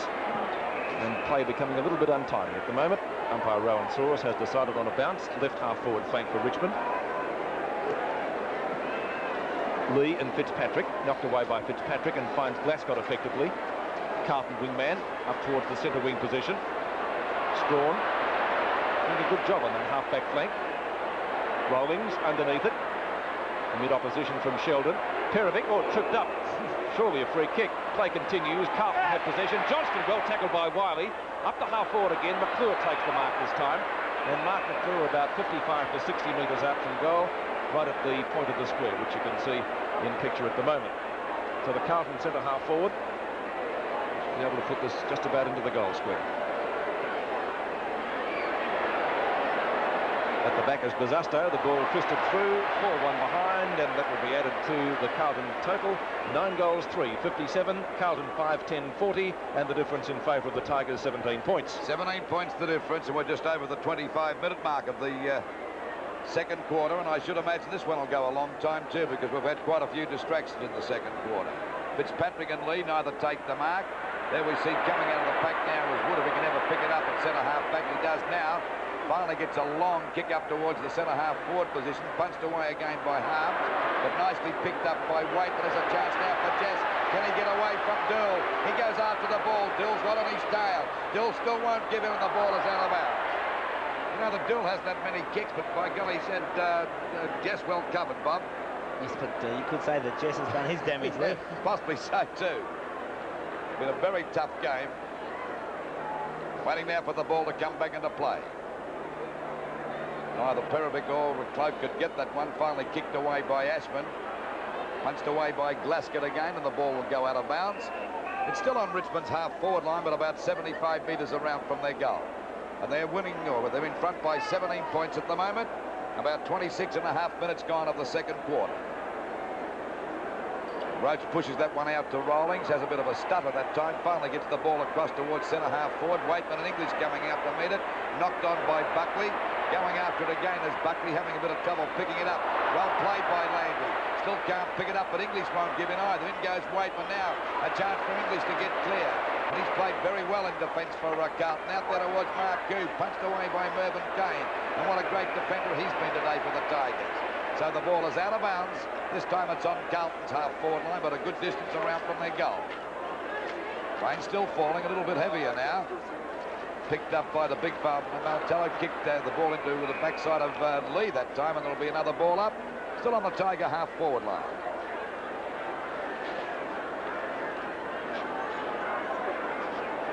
Carlton badly needing a goal before half-time. Lee got the tap down. Marlon gets a hurried kick back. Well smothered that time by Marcoux. Couldn't get clear. Once again, it's Mervyn Kane with a high kick back towards Jess and Dool. At the back as Hunter goes the big punch. Coming in to meet it is Strawn. He's got it down there. He's been a valuable player too. Over to range. A short pass out to Rioli and Mr. Magic. And going after Mr. Magic is Johnson. He's tackled him. Down he goes. Umpire call play. It could be a free kick to Hunter. No, he said play as Johnson's got it now. He'll look for a lead as he drives it up there to Bazasto. But punched away by Martello. Picked up by McConville. Smothered by Williams. Now it's Marcou's turn to have a pot shot for goal. But he's off target and through from 1 point. Bazasto yelling out there in the goal square. Why didn't you kick it to me? Yes, it's easy from either up here or down there in the goal square. But Marcoux didn't have much time. It was a good piece of umpiring down there because he was going to give the free kick to Carlton. But when Wayne Johnson gained possession, he allowed them to play on rather than retard the side. 16 points the difference as Martello brings it back into play. Johnston at the back. Rains in front. An appropriate word at the moment. It's coming down by the 5-ton truckload here. Plonk, number 22. McClure tackles well. Out it comes to Rains. Yes, it was Sheldon off the ground, out of bounds in the forward pocket for Carlton, and we will see a boundary throw in about 25 metres from the behind post. One very surprising interchange. Rioli off and Welsh on. Can't understand that at all. One of the best on the ground. Marku may have a quick hip or something, Pete, just at the present stage. McConville, chance for a goal, and he's put it through for 4 points. 4 points the difference. Marku in solidly is Sartori. Plomp. No one making any headway at all. The umpire saws will ball it up. Rioli on the boundary line at the interchange bench area, getting treatment from one of the trainers. Let's hope for Richmond's sake his injury isn't too serious, because he wouldn't be taken off surely if he was 100%. Marku, Carlton rover. There's McConville, who kicked the last goal for the Blues. He can't make ground to get to that one, and we'll see it thrown back into play. In the forward pocket. At the back is Dunn. Knocked away by Martello. Pumped into the arms of Marku again. Mark taken by Dunn. Still the rain coming down. And there's Emmett Dunn. We'll get the Tigers out of the danger zone as time orders being played in this term. It will be a fairly lengthy one, as was the first. Lee crashes into the pack. Scooped out to Rains. Thought that was out of bounds. Certainly it was very close to it. Rains back towards centre wing. Welsh overruns it. Wiley doesn't. Roach, right half forward, going goalwards. A long shot at goal is off target. 3 for 1 behind, says the goal umpire. And that makes the difference now 58-47 in favour of Richmond. The Tigers lead by 11 points. 11 points the difference in favour of the Tigers. We're about 31 minutes into this second quarter. A short pass and a good one, and a mark taken down there by Perovic. Rain still pelting down here at the MCG. Just over 31 minutes of the second quarter. Hunter flew very high that time, couldn't hold the mark. Umpires found a free kick. It'll go to Richmond. Well, it's been a game with plenty of incidents, as we see Lee finally kick the ball up there, looking for Cloak in the front posse. Knocked down there to Wiley, looking for Bartlett. Can he get away from Harms? To get clear, there's two of them after him now. The little fella's on the boundary line. Well tackled by Harms. And he's done a great job since going on to Bartlett about halfway through this second quarter. Punched on by Bazasto. This gives Buckley a chance, but he overruns the ball. Landy breaks clear. Bazasto through the big fella Martello to the ground as the ball goes back to Carlton's back line, and a mark taken there by Marku. Over to Johnson. He's upended as the ball goes back towards Carlton's half-forward line. Dunn couldn't hold the mark. It's finally Klomp getting a hand pass. Bazasto's collared. Umpire call play on. So is Klomp. Down he goes. In comes Sartori. Overruns the ball. Plenty of fumbling going on the ball. Very slippery. There's the siren to end the second in 82 grand final. We see the Tigers still in front. 9 goals, 4-58 to Carlton. 6 goals, 11-47. Points there, 9 goals, 4-58 to Carlton. 6-11-47. Well called, Pete. You picked the winner, mate. Yes, Doug Cox looked the winner, didn't he, from for about 90 metres of the race, but he got pipped right on the line by Mickey Conlon. It was a great win by Conlon, who won $1,000. Carlton are on the ground now. There's the coach of Carlton, David Parkin, with one of the selectors, Kevin Hall, and one of the great players of Carlton. And, of course, in front there is Wes Lofts, better known as JR. That's what they call him there. Yes. Well, I'm certain they would have been having quite a bit of talking to do at half-time, because whether they can line up as they finish with Plomp at full forward, I doubt very, very much. They may even decide to throw Hunter down onto there, and but then if they do that, Plomp's got to go to half-back, and Plomp could not handle Rioli during the first half, and I certainly couldn't see him handling in the second half if he was asked to try and do that job. I know that Cloak's done quite a few valuable things. He's kicked 3 goals, 3 very, handy goals, but you've got to give Bortolotto a lot of credit too, Bobby. He's giving away a lot of height, and he's still battling in there pretty hard. Yes, Cloak hasn't been a dominating player, but then apart from kicking 3 goals during that term, he also tapped one over the top to Waitman, and which was fair enough, because one of Cloak's goals came from a lovely hand pass from Dale Waitman. So that is teamwork at its very, very best. And so Cloak is doing the job. He has to compete. That's what I was saying before about the Carlton forward players. In this case, maybe McConville and McClure, they have to compete every time the ball comes up. And the Richmond coming onto the ground now. And talk about Melbourne weather. We've had 4 seasons here today. We've had winter, We've had a bit of snow here and a hail. It's freezing up here at the moment. We've had rain. I don't think we've had autumn leaves falling, but the players have certainly been falling all over the ground like autumn leaves. And, of course, we've got the sunshine now. It's summertime again, Pete, out there with the sun shining brilliantly. Well, Carlton are out there with only 19 players, as we see Mickey Malthouse. I think that's a Cronulla Guernsey that he's wearing, is it, Pete? I think so, Bob. Yes, the Sharks. Wouldn't quite be sure, but only one interchange player for Carlton, and that is Robert Comp. He's off the ground, so obviously Ditchburn not in condition to take his place in the field, which is bad luck for Ross Ditchburn.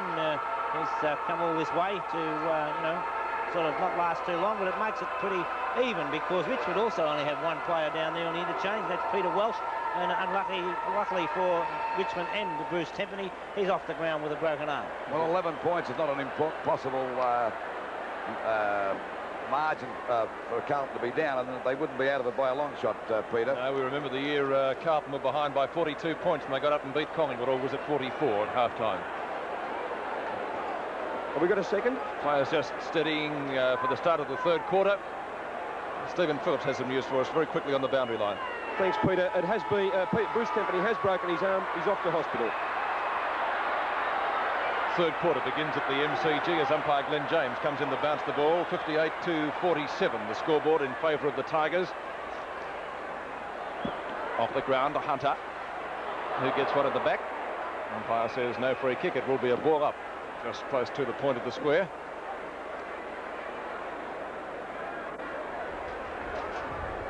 Lee and Jones. Rioli, one of the best on the ground in the first half.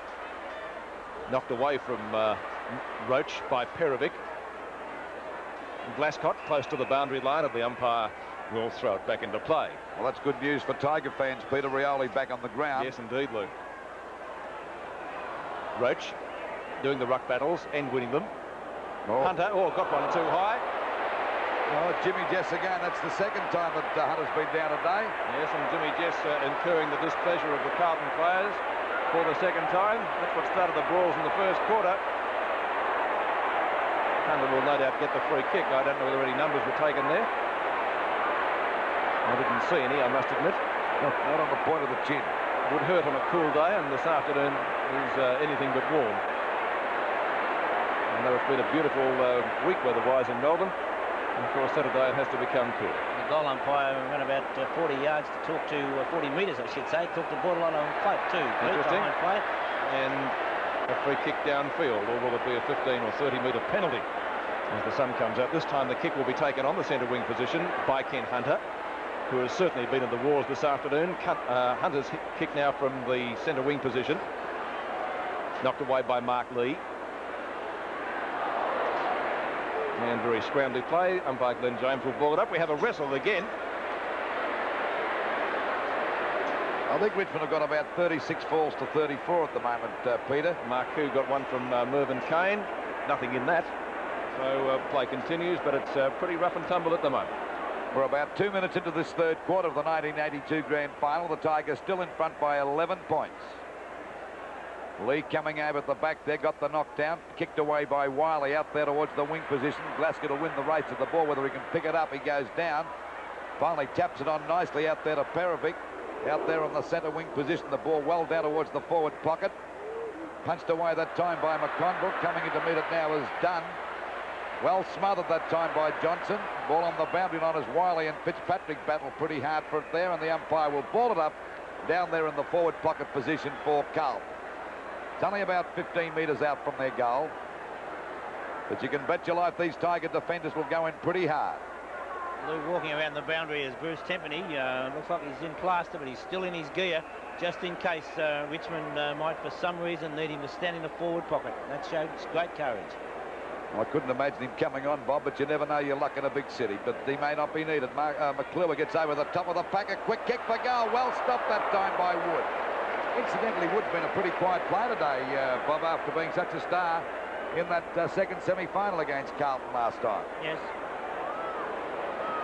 Ball back into play again. Out there towards Lee. Couldn't mark that one. Umpire called play on us. It's finally picked up by Mail, and looking there for Aspen. Big Dunn goes the punch. Back there to Jones. Fumbles the ball. Coming in to meet it now is McClure. Did he drop it? No, the umpire gave him the benefit of the doubt. Now he's got it. Has a snap for goal. Basasco got his hand to it, but couldn't hold it. It's through for 1 point. So it's 10 points the difference there. Let's go down to Stephen. Thanks, Lou. Just an update on Bruce Tempany. Broken left arm. They put it in plaster. He'll be operated on at 7:30 tonight. He asked if he could come out and watch the end of the game. I did mention, Pete, that he'd come out to maybe sit on the bench. He can't come back onto the ground because he did not go off on the interchange bench. That's right. Rains has the free kick. Kick number 12 for Jeff Rains. Looking for Jess in front. Can't complete that mark. Waitman. 30-metre handball. Very, very good indeed. Satori. Long kick in at the goals. Cloak at the back. Can't mark. Through for one behind. And from the MCG, 7's big lead. 59-49 the scoreboard. 9-5 to 6-13. Bortolotto. Long towards the outer side. Duel. One-handed. Down to Perovic and Cloak. And Roach, I should say. Out of bounds it will be, and a boundary throw in some 65 to 70 metres from the goal. Roach, number 8. Jones, number 2. Neither gets an effective tap out. Wiley goes in solidly. Ashman trying to pick it up, not having any success. Duel eventually gains control, but the umpire has blown the whistle, and we'll see a ball up. So a very scrambly start to the third quarter. Knocked down to Rioli, who gets shirt-fronted. Ashman's kick is short. Picked up by Jimmy Buckley. Not a good handball, but eventually to the skipper in Fitzpatrick. Down to half-forward. Malin. Almost caught. Long shot at goal. Going through. Yes, it is! Malin brings up his first goal for the afternoon. Carlton comes kick up towards half-forward, and that's a Richmond mark brought in by Sartori. Satori at centre-half back decides to go out towards the members' side of the ground. There's got to be a mark to Glasgow. Good mark to Glasgow out there on that wing position. He's limping too. Oh, there's a bit of a box on between Lee and English. Finally the ball will go back to Glasgow. Goes for a hand pass. Over there to Sheldon. Cloak goes the big punch. He's down there on the back line at the moment. Must have followed Bortolotto down. Going back to that full forward position again. The ball out of bounds on the Carlton half-ball on about 55 metres around from their goal. Only 4 points the difference now. Off the top of the pack. Rawlings breaks clear of the pack that time. His kick is not a good one. Bounces back there to Wow Jones. Couldn't pick it up. Coming into meet it now is Johnson. He's collared. He's clear. He goes down. They pounce on top of him. Waitman's in the thick of things. Finally, Rains tries to crash through the pack. He actually threw that one out, but the umpire will ball it up down towards Carlton's centre-half forward position. So it's only 4 points the difference. 9-5 Richmond to Carlton, 7-13. Well, the side got control. We see a hurried kick that time. It's okay. No, it's a bad kick. Eventually it goes into the hands of Big Martello. Perfect pass out there to Rains on his own. Quickly plays on, looks for Rioli. This will be dangerous for Carlton. Ronnie bounces right. Now Mr. Magic has it out there at half forward. Beautifully ducked away around two players, Hunter and Dool. The kick is high towards the goal square. Bartlett and Harms. Bartlett got his hands but couldn't hold them up. I think he pushed Harms in the back that time, but the umpire didn't see it. And it'll be a point to Richmond. So once again, it's 5 points the difference. And we're approaching the 8-minute mark of this, the third quarter. Chance for Rioli to mark after we see a trip going there to Hunter. And it'll be a free kick to Hunter down there, short of half-back for Carlton. Oh, down goes Rioli. One up, one down. Hunter has the ball. He's certainly been in the wars this afternoon. Sheldon. He started off very well for Carlton. Kick number 11 coming in for Sheldon. He's at left half-back flank. Looking for Bazasto in the middle of that pack. Landy, who was named in the back pocket for Richmond, but of course has been one of the best half-back flankers right throughout the year. Loose ball. English can't trap it. It's out of bounds on the centre wing. Right in front of the MCC members stand. Ruckman set themselves. Actually, Dool came in to do the ruck work for Carlton. Hits it straight to Wood, though. Little short chip shot. Didn't get the ball to Satori. English. Off the side of the boot. Marku went in solidly. Didn't take the ball either. Chance for Bazusta. Well picked up, well smothered.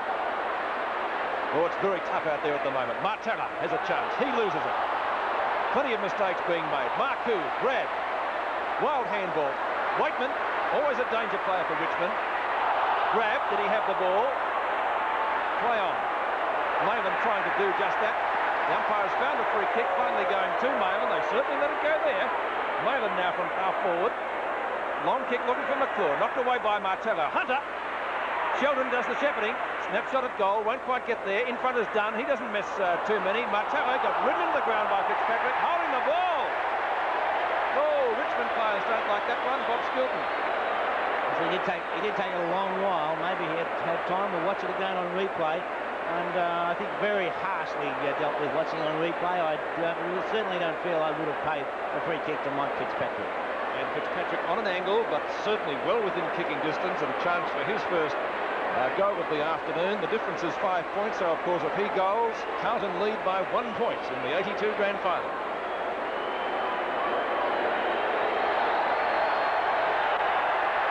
Looks okay. That's a goal. I'm speechless. Oh, Johnson. I wouldn't like to wonder what his wife will have to say about that. Well, she certainly disrupted everything here at the moment after Carlton have hit the front by a point. And that's to make will make any side lose their concentration, Bob, wouldn't they? I wonder if I can have a word to our director, Rolf Harris. Could we see that in the replay, Alf?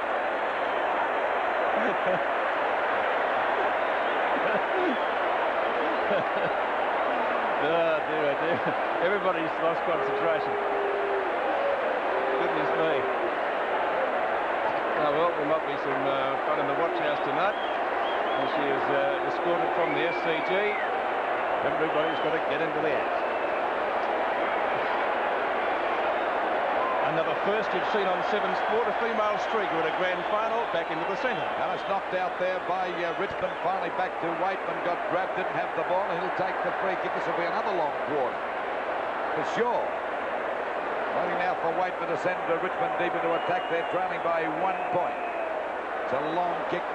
After a 15-metre penalty, this brings him down just about the centre half forward. At the moment, at 60 points, Richmond to Carlton, 61 points. Commentary box is still in uproar up here. Well, waiting now for Waitman. Waitman about 65 metres out from goal. Yes. Well, I suppose the crowd's still going. No one seems to be watching the match. But we are, as we wait now for Waitman to get this ball down to the full forward position.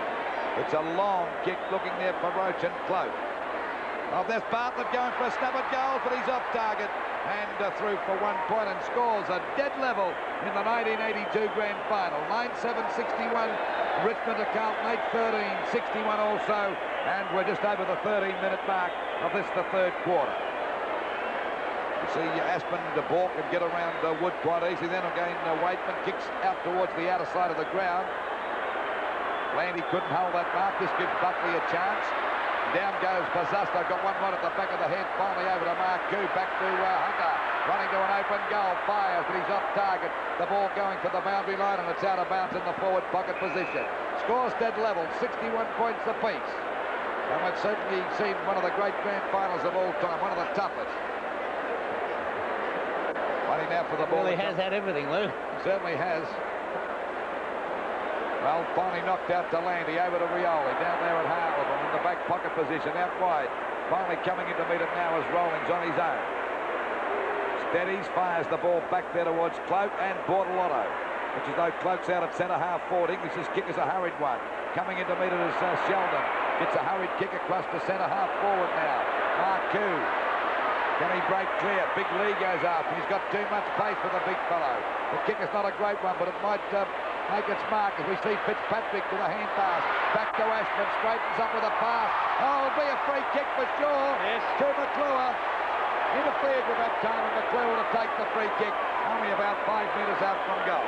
Yes, we watch it on replay, and there was certainly no doubt a free kick. I think he had dropped the mark anyway, but Graham Landy wasn't to know that. He was going to make sure that Mark McClure earned his kick, as Francis Burke has a few words on the phone. Scores dead level. And McClure with a chance to put the Blues in front by 6 points, only about 3 metres out. And he's put it right through the middle.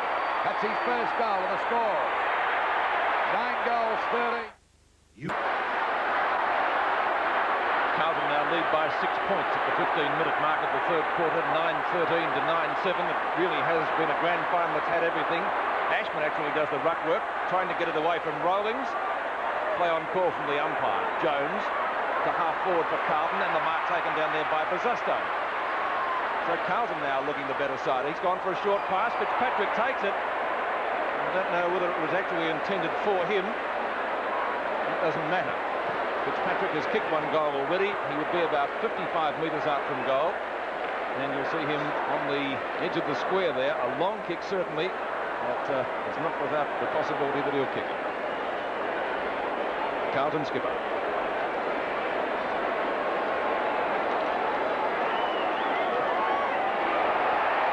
It's a beautiful punt kick for a goal.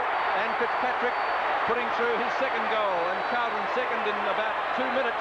10-13, 73. They lead Richmond 9-7, 61. And Mike Fitzpatrick, one of the fine moves by Carlton made at half-time, playing at centre-half forward in this third quarter, has proven a focal point at which they can drive the ball at, and Fitzpatrick has tapped the ball on either side.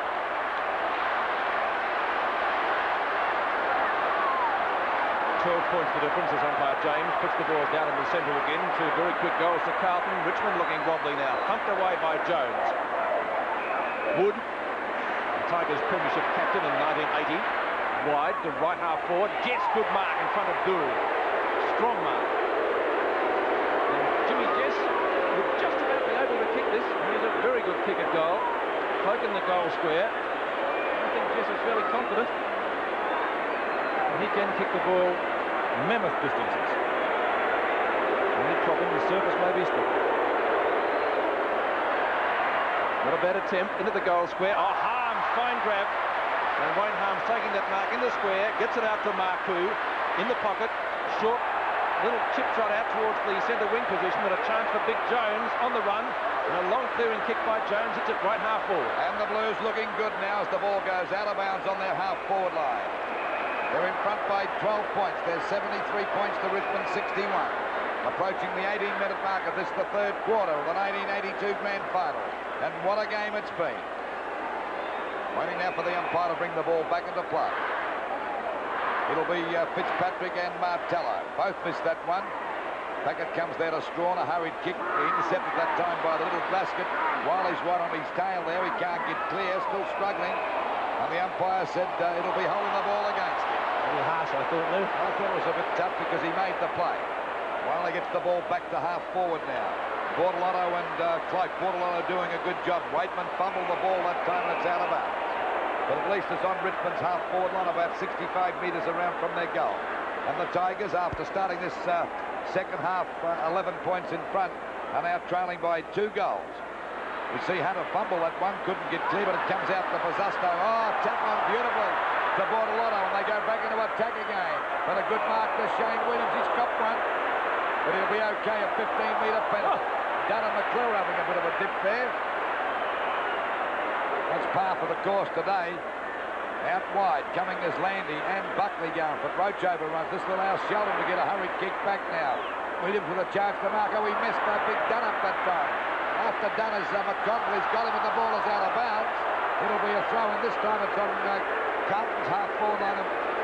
Welsh on the ground. Wood off the ground. He's had a pretty poor day so far. It's about 50 metres in it. Ball back into play again.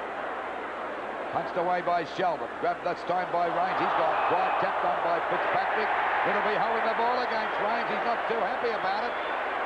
And the free kick to go to Johnson. Richmond rattled at the moment. Yes, they are, and of course Carlton playing very strong football. Johnson's already kicked 2 goals. Well, it was a pretty tough decision against him, just to say. Johnson would be about 35 to 40 metres out from goal on a very slight angle. Should cover the distance. There's Bozzusto flying, but it's through for 1 point. So it's 13 points the difference. 9-7-61 to Carlton 10-14-74. Martello Short pass to Williams. They didn't really gain too much from that. Nearly came unstuck. Shane Williams in the back pocket. Knocked away by Buckley. And he goes in solidly after the ball, but umpire James has decided to play a free kick now. It was going to be a ball up, I think. Landy takes it from right half-back flank. That's a good kick. Cloak moved out from the goal. Mark taken by Bortolotto. It has been paid. No, he had Bortolotto just short of the centre circle. Knocked away. Well, no, it's not knocked away. Good mark to McConville. Looking better now, Carlton, Bob. Yes, and not only are Carlton looking better, but Richmond looking quite rattled at its own time. Buzusto in front. And marks! Oh, I thought he should have played that one. Ashman has a snapshot in the meantime, and he's put it through, so it doesn't matter. 19 points the difference in the 82 grand final. Richmond stopping. They haven't scored a goal in this quarter. They've scored only 3 behinds, and Carlton have piled them on. Martello back to half forward for Richmond. They haven't been forward many occasions at all this term. Hunter doesn't let them get any further either. Out to the centre wing. Mayland and Jess. Rioli, I don't think has had a kick this quarter. One of their best players in the first half. Marcoux to Hunter. Good handball. Back to centre wing. Knocked away from Fitzpatrick, who's looking for a free kick, and he'll get one. Fitzpatrick with the free kick out there on that centre wing position. And that's certainly been a winning move, placing him at centre half forward in this third quarter too. The ball knocked out by Richmond. Finally picked up by Buzusto. He's gone for a pass. Looking there for Ashton on his own. Can he grab it on the boundary line? Yes, he does. Short pass to McConville. He's got the mark. Dangerous one, but McConville would be about 30 metres out from goal. A difficult shot, but he's already kicked one. Well, they're really in the hot seat now, Richmond. They're trailing by 19 points. Short pass, Marcoux left unattended. He's still on about the same angle, but much close, only about 15 metres out. And of course, a few of their players have really lifted their game in this quarter. And as Bob said, the Tigers looking a little bit rattled. Off target and through for 1 point, so it's 11 goals, 15-81. Carlton to Richmond 9-7-61, a difference of 20 points. And when you say difference, Lou, I can't emphasise enough the difference that Mike Fitzpatrick has made on this game. Ball cleared away now by Strawn, out there towards Roach and McClure. And he takes the mark out there on that centre wing position. McClure playing in defence now. No, I think he's just moved down to that forward area and moved down the ground a bit, Lou. Okay, going for the mark this time is Big Dunn, and he takes the mark a little bit short of centre half back. Tigers failing to score in this quarter, a goal. And the ball finally kicked out towards McClure, who goes to punch away from Roach. Chipping in there was little Waitman. Fumbles the ball, but McClure won't give in. Taps it down, goes after it again, knocks it back towards the half-forward line. Picked up on the line that time by Wiley. Couldn't get a free kick. Now the umpire said there'll be a throw-in. The player that has been shifted, though, is Michael Roach. Lee going off the ball and down to the full forward area, and Roach on the ball at the moment. That's Buzusto getting the knockout, but the umpire's found a free kick. It'll go to Richmond's Dunn. So we're approaching the 24.5-minute mark of this, the third quarter of the 1982 grand final. 11-15-81 Carlton. The Richmond 9-7-61. Taken by Cloak. That's the handball taken by Strawn from the centre. Trying to find Bartlett or Lee. Bartlett's there, so too is Perovic. Bartlett grabbed, did he have the ball? Kevin Bartlett not too happy. And we'll see a boundary throw in Richmond's forward pocket. Good decision, I thought. Been down forward too much at all this term, and as Luke pointed out correctly, they haven't scored a goal. Welsh trying to get clear, gets it to Bartlett. That was useful. Long shot at goal by Bartlett, going close. One behind, just missed. And so the score is 9-8-62 to 11-15-81. 19 points the difference. Wayne Harms. This fella's made a difference since going on to Bartlett too, Bob. Yes, he's been a fine player, and what a fine player Harms has been in big occasion games. Well, Rollins lost sight of that one. Marcoux on the boundary line. Retrieves to Buckley, who's out of bounds. A free kick in the meantime going Carlton's way. Marcoux Well smothered. Chance for Satori. Oh, and plenty of bother. No one backing up. Satori at the point of the square. Short to Welsh. Peter Welsh about 70 metres out from goal. Couldn't possibly kick that. A tornado behind him. So subsequently, a short pass. Looking for Wiley. Hunter. Dool. The flying doorman. Waterlotto on centre wing in front of Welsh. Could have given it back to Dool then, but decides to go for a pass further downfield, trying to find Fitzpatrick, who was covered. Cloak is on the wing. Richmond skipper started at full forward. Good shepherding. Cloak. Downfield. In the road though, a Hunter. Hasn't quite a bad game either. No, it's made the difference since he's come back onto the ground. Yes, Rioli cut loose when he was off the field in the first quarter. No mark. Fitzpatrick to Rawlings. All Rawlings fumbles. Marku has the chance. Too high, says the umpire, and it will be a free kick going to Barry Rawlings, a little bit short of right centre wing. About 27 minutes gone of this third quarter. The ball back there, and Wiley takes the mark at centre half forward for Richmond. They badly need a goal at the moment. They're trailing by 19 points. Chance for big leader mark. He couldn't hold that. Bartlett comes in right on his tail as Glasgow over the line. They both go. I think Lee might have taken the mark if Bartlett hadn't taken it away from him then. Could have, but I don't know, Bob. A bit doubtful about that as we wait now for Jones and Lee. Knocked out of Rioli, a hurried kick back towards Jess and Dill. Dill's got the sit there, virtually taps the ball down, but taking it over the line now is Perevic for another point. So it's 18 points the difference now. 9-9-63 Richmond to Carlton 11-15-81. Approaching the 28-minute mark of this third quarter. The ball out wide and Johnson on his own. They're playing with a lot more confidence. A hand pass over to Sheldon out there at half back. Boots the ball wide. No one out there for Carlton. This allows Strawn to pick it up easily on that centre wing position. Goes for a pass. It's a shocker. And the ball is out of bounds and a penalty free kick to Sheldon down there at half back. Well, as you said before, Bob, they're playing as a rattled side at the moment. Richmond Have not kicked a goal for the term. no coordination about their players. Two players spoil each other, Kane and Roach. Roach goes on top of the ball now, can't get clear. Falling there is Malin. And the umpire will ball it up on the centre wing position. A number of the Richmond players have gone right out of the game. Rains for one, Kane for another, Bartlett for another. Rioli for another. All their star prime movers are missing in this third quarter, and of course Carlton made the move of putting, we see Fitzpatrick to centre half forward, and there's no doubt since Wayne Harms went on to Bartlett, was a very dangerous player up until about halfway through the second quarter. That's made a difference too, and Hunter coming back on the ground. But also their coordination has been terrific. Knocked away that time back there towards Mervyn Kane. The ball shot back towards centre field. Coming out to meet it as Paul overruns the ball. But there he goes again. And we find it kicked off the ground by Cloak. And once again it's Harms chipping in. Too good for Bartlett. A bad kick. Now there's a chance for Richmond to go further forward. A hand pass from Waitman over to Rains. A long shot. Will he make the distance? I don't think so. At the back there is Cloak. It could be a goal. That was touched. And through for a point. So it's 17 points the difference now. Very, very close, that kick by Jeff Rains, and it must have been touched right on the line. Perevic has the ball.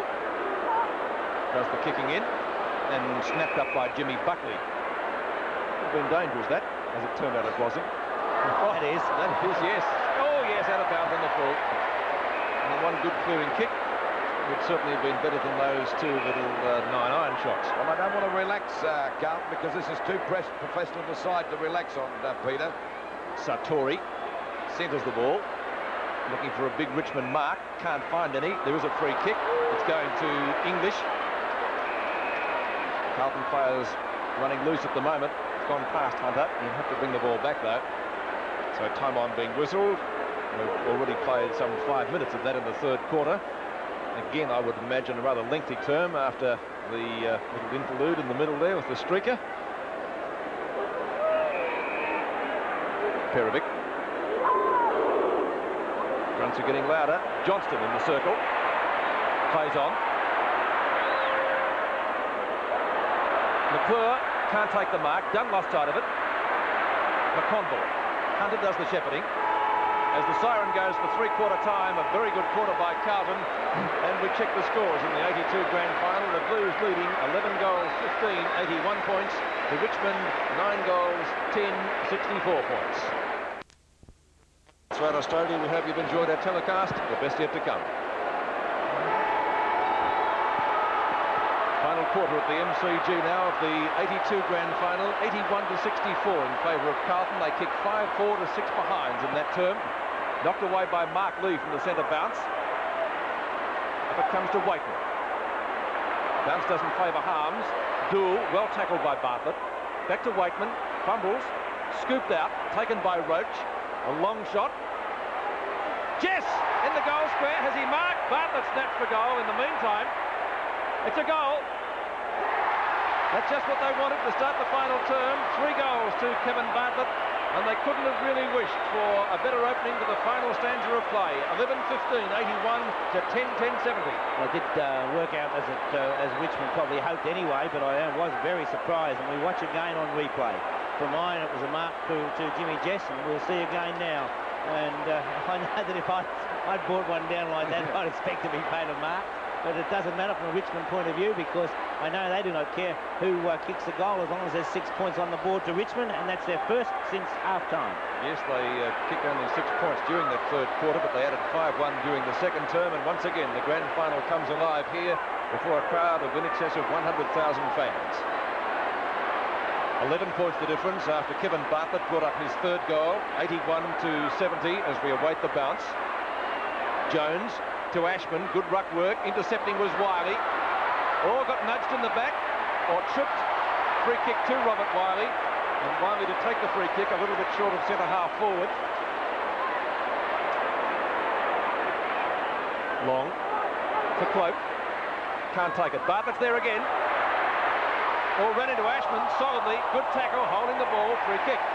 Tell you what, they don't give Bartlett much chance, these umpires. As soon as they say down he goes, they give the free kick holding the ball, Bob. It may have been another 15-metre penalty against Bartlett. He's not too happy about the decision going up the game. He did have opportunities to get rid of the ball, Lou. He had time to go one way, then the other. And, you know, I know it probably seems as though he gets harshly treated, but I think he gets the harsh treatment from the opposition more than anything else. Punched away again by Bortolotto, finally back to Roach. The Tigers got a chance to go back into attack, but there's Aspen in the way to take the mark at centre half back. Carlton get the ball back there, chance for Mark Q, he's got it. And at the moment, it's only 11 points the difference, and the Tigers in there with a real chance for the 1982 grand final. Another short pass, but Buckley dropped the mark. Buckley still plays in front there, spins out of the pack, runs into Landy. Big Jones tries to get a hand pass out. Oh, Kane got one on the head that time, and the umpire will ball it up out there on Carlton's half forward on about 55 metres out from their goal. Lee and Fitzpatrick. Actually, Fitzpatrick got it down. Rioli tries to spin out of the pack the first time. He does the second. And it's a left foot kick back to centre field. The back is Waitman. Nearly grabbed. He's got the mark. Great effort. A beautiful mark over a much bigger player than himself. He's hurt himself too. A hand pass coming over to Wiley. And Wiley with a long kick looking for David Cloak at the back. Couldn't hold the mark. Backing up as Dill. Tapped out to Bartlett. Down goes Bartlett. Nearly one in the back. But he didn't find it. Finally picked up by Dill. And Carlton take the ball away from the danger zone with a pass out there to Perovic. Perovic to Johnston. Knock on. Well, while it's out of bounds, Peter, I really felt that it was a free kick to Bartlett down there on that forward line. And obviously the umpire didn't, though. I got the impression that Bartlett helped himself along with a little bit of a nudge. Lee does it well, gets around Ashman. Well played. Up to half forward. Very close to the boundary line. The chance for Perovic. Oh, Scrag high. Perovic goes after Welsh. Hunter has the ball. Had a very good game after being almost KO'd in the first quarter. Landy. Rioli. Mervyn Kane moving well through centre field. Oh, that's got to be in the back, doesn't it? Free kick to Richmond. Dale Wakeman, the recipient. Jess. That's got to be a mark. Well, Jimmy Jess is not the most popular guy at the ground here by the Carlton supporters. Well, Jimmy Jess will certainly get the distance. The accuracy we don't know about. 30 metres out, directly in front of the scoreboard in goal. A goal he would make it 5 points the difference. He has converted. 1-76 in the 1982 grand final from the MCG. Jimmy Buckley on centre wing position, trying to get past Rioli. Well played from Buckley, but he can't gain possession. Rioli does on the boundary line, almost like a rugby league touchdown. A free kick going to the Richmond Rover. Maurice Rioli playing on. Long to half forward. Welsh. Hunter. Perovic. Loses it. Back to Ken Hunter. Good handball taken by Mayland. Mayland back to Perovic, and the Blues go forward. And the ball coming out there now to Aspin on the centre wing position. Drives it down towards the half-forward line. The ball will be out of bounds. About 50 metres around from the Carlton goal. Landy bleeding freely. Oh, very nasty cut across that left eye of Landy's. It's been a tough game today. One of the toughest grand finals we've seen for a long, long time. Off the top of the pack now and got that one. Quick kick down that time by Bazasto. Coming to meet it now is Dunn and takes a mark. Looks a bit to me if McClure is limping a bit down there, Bob, too. I wouldn't be a bit surprised, Lou, because he was in doubt before the game started. Let's face it. 15-metre penalty, and the difference now only 5 points in favour of Carlton. We've played about 7.5 minutes of this last quarter of the 1982 grand final. Jones going in pretty hard there, and the ball is finally forced out of bounds. Still about 45 metres around from the Carlton goal. Well, there's nothing in this match. That's how it's been all day. Finally knocked away by Strawn. Coming to meet it now is Rawlings. Gets a hurried kick, even though he's grabbed. Back, great mark to Little Waitman. He's starting to fire again in this quarter. 15-metre penalty, and this gives him a chance to send them really deep into attack. Goes for a short pass out wide. I don't know if that helps much, but Wiley's got on his own. Finally across there towards Jess coming in for the fly. Got up high, couldn't hold the mark. Now it's Roach kicking it off the ground. Finally it comes to Land. He couldn't pick it up. This gives England a chance, but he's having a lot of trouble doing likewise. Out to Glaskett. Glaskett's grabbed, and he'll get a free kick against Roach. And Glaskett to take that free kick out there at half-back. He's limping too. So the difference is only 5 points in favour of Carlton. Can they hang in there and win this grand final for the second time in a row? A long hand pass coming out there to English. A long kick back there towards the half-forward line. Tapped on by Martello, and the ball is out of bounds about 70 metres around from the Carlton goal. 7.5 minutes gone, final term. Lee and Fitzpatrick. Knocked down to Bazasto. Fitzpatrick again. Solid mark.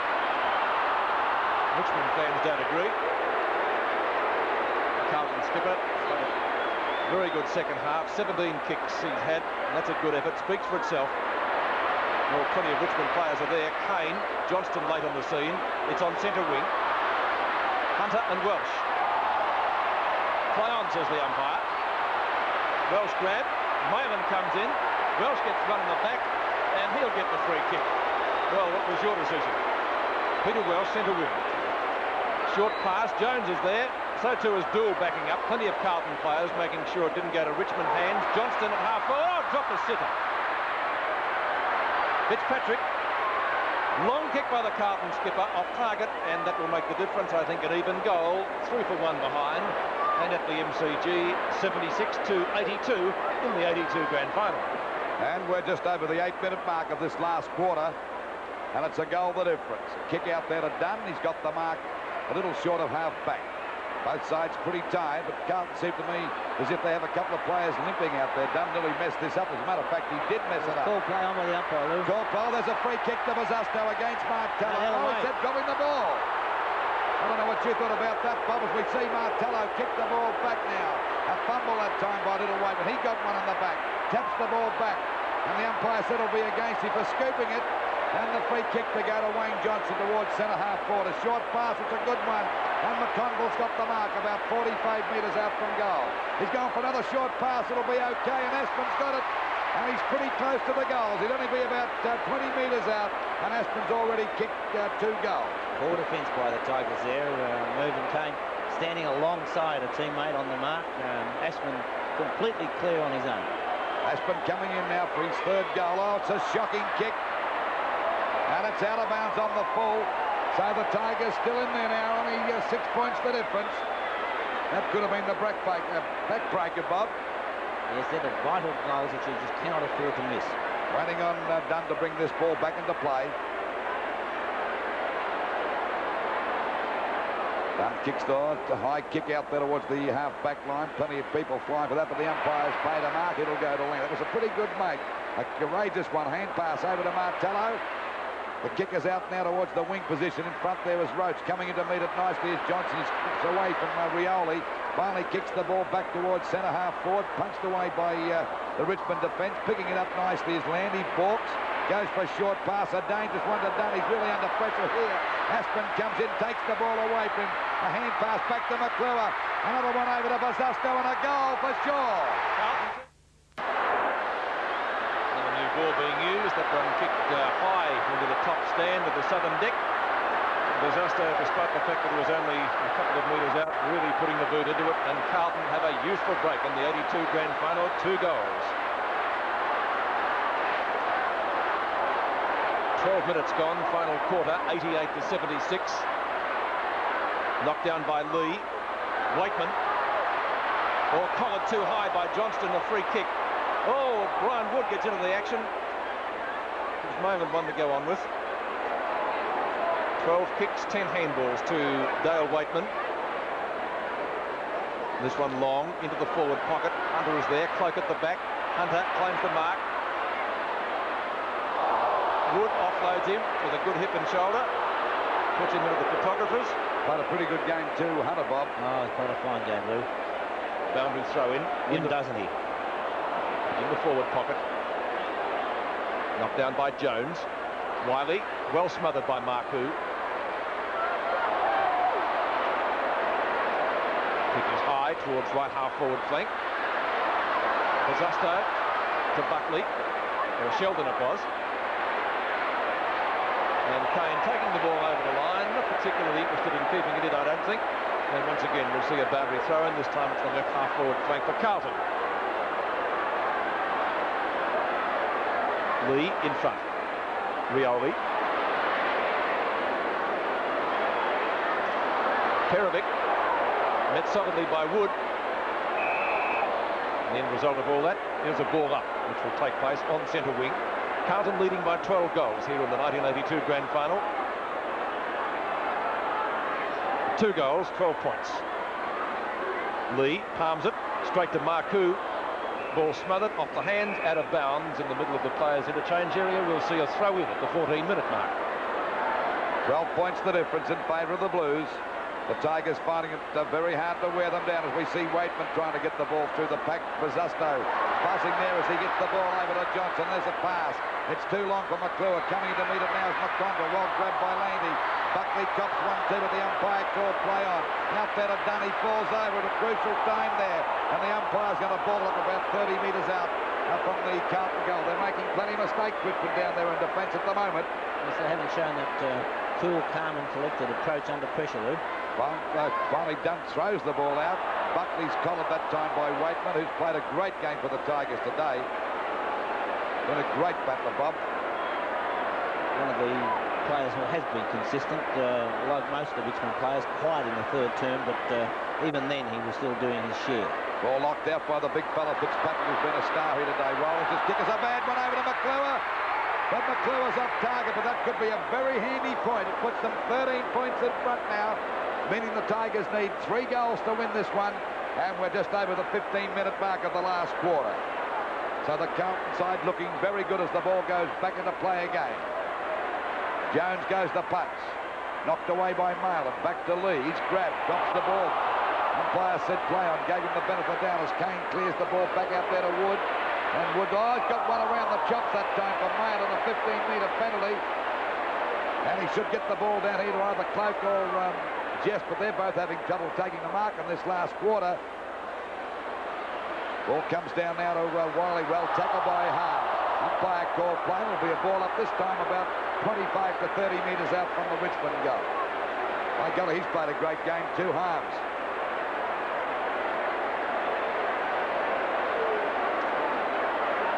By James having a word to Kevin Bartlett, thinking that Kevin's had too much to say. Well, that's about the 3rd time he's chatted up the old timer today. One thing about Glenn James, he won't take any tomfoolery with it from these guys. He doesn't care what their reputation is. Out to Bartlett. Snaps towards the goals, but there's no one there for the Tigers. An easy mark taken to defence there by Wayne Hart. That's the boy I was talking about before. Since going on to Bartlett, he's made the world of difference. He has too. Marku taking the mark, a little bit short of right half-back flank. Bortolotto just gets clear. Wiley couldn't trap it. Sheldon's there. Rawlings. Covered. Gould in the row. Never reliable. Short pass from Gould. Not a good one. Oh, Lee overran it completely. Glasgow gets a magnificent bounce. Absolutely ideal for him. Over the top to Buckley. In trouble. Met solidly. Landy's there holding the ball. Free kick to Graham Landy. Left half-back flank. Rains on centre wing. Puts the ball high. Looking for Lee.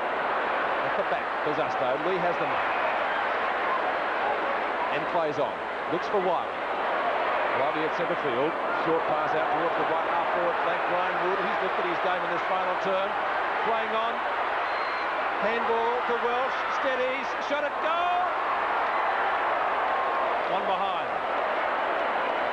So the scores 11-11, 77 to 12-17, 79. It's still 12 points the difference in the 1982 Grand Final. Anybody's match. Carlton naturally in the box seek to win it, but Richmond not giving in. Dool looking for a lead. Now he kicks it long. Jones and Roach has the speed, takes the mark. Roach would be about 55 to 60 metres out from goal. The former winner of the VFL goal kicking, played in the ruck this year mostly. With Brian Taylor at full forward, but not playing today. He started at centre half forward. Lovely kick distance-wise. Accuracy, not what was required. Through for one behind. He's kicked 3 points, Michael Roach. 78 to 89. 11 points the difference now, so the ball back into play by Bortolotto out towards that half. Oh, there's Rains getting up. It could be interference against Sheldon, no doubt about that. And Rains will take the free kick. Gaskett trying to creep over the mark. He'll have to come back a bit yet. That's the kick by Rains. Up there towards the Cloak. Cloak and Bortolotto going for this one. Cloak got up high, couldn't hold the mark. Bartlett comes in, he's got a chance to snap, but he's put it right across the face of goals. Taken away by Johnson. A beautiful pass out to Perovic. And the Blues take the ball away from the danger zone. Perovic kick is a long one. Down towards the Carlton half-forward line. Fitzpatrick comes in. Upended a couple of players and went down himself. Grabbed that time as Ashton by Kane. Good attacking defence that time by Kane, but the ball is out of bounds. On the full, it'll be a penalty free kick to Carlton on their half-forward line. And to take the free kick could be Ashman. Fitzpatrick really hobbling around there. Fitzpatrick going off the ground, is he, or what? Where's he going off the ground?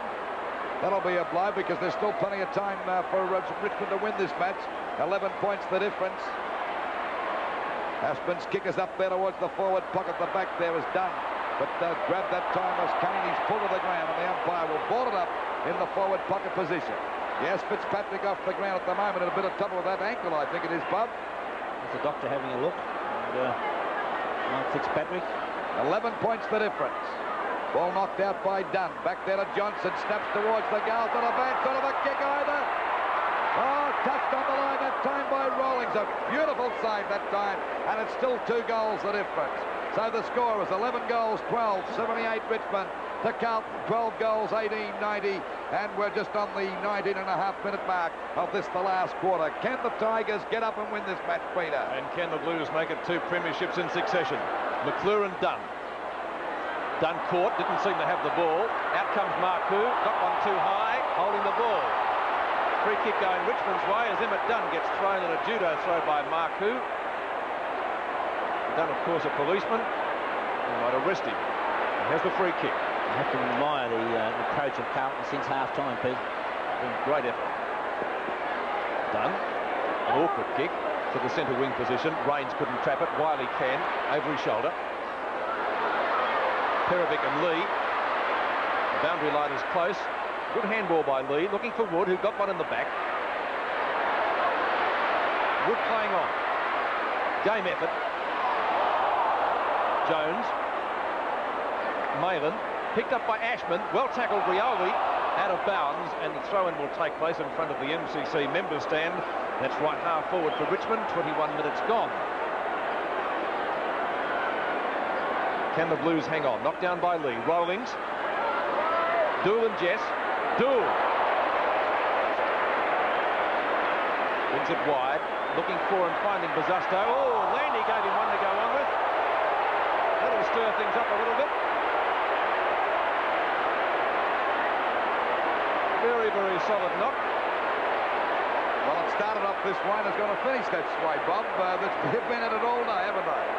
I wonder whether whether Bazasto was the player responsible for Landy's eye, because Pinsel's coming out. Landy has had his number taken by umpire Glenn James. It may have been, Bob. Was that the evener upper then, perhaps? one wonders. Umpire Glenn James writing the appropriate numbers and the charges in the book. The offendee and the offendor. Bazasto has a sore neck, but importantly for Carlton at the moment, he has the free kick and the 15-metre penalty, it would appear. So that brings Peter Bazasto 15 metres, still he goes on. Play continues. Out wide is Malin and Wood. Out of bounds on centre wing. Still the difference is, let me see, 73 to 90 or 78 to 90. 12 points, 2 goals would see a draw for Richmond. Martello. Picked up by Wiley. Out wide is Glascott. Right on the boundary line. Glascott brings it back towards centre field. Buckley is there for Carlton. Likewise Robert Klomp. Long handball. Sheldon couldn't take it. Scoops it out to Klomp again. Very close to the boundary line. It's still in play. And it will be a ball up. 22 and a half minutes gone and still 12 points the difference in favour of Carlton. I've just got the feeling Carlton are going to hang in there, Bob, and win this one because Richmond don't seem to be playing on well enough at the moment. I think from the moment they hit the front in that third quarter, their confidence went sky high, and now it's Malin who drives the ball towards centre-half forward. There's a go from McConville to fire at the goals, but he's off target, and he makes the difference, 13 points. A very handy point at this stage of the match as we approach, or just over the 23-minute mark. 78 points Richmond to Carlton 91, and there's a big chance that Carlton could win 2 on end now. Out it comes there, and the mark couldn't be taken by Dunn. Tapped on by McClure very smartly. Over to Mark Q. There's the one that counts, and that's the goal. I would say that's the premiership for Carlton. In fact, that's a pretty good lead at this stage of the match as we approach the 24.5-minute mark. And no wonder this crowd of 110,000, half them Carlton, or more than half Carlton supporters are rejoiced because they think they got the flag in the bag, and I'm inclined to agree with them as we see Rains come out of the pack that time down there at half back. Shoots the ball back towards the wing position, but there's Dool. And look at these players really backing up now and making this game safe for Carlton. Yes, and it's going to be even safer too, made that way by the weather, because it's pelting with rain again as Bazasto takes a beautiful grab right on the boundary line at left half forward for Carlton.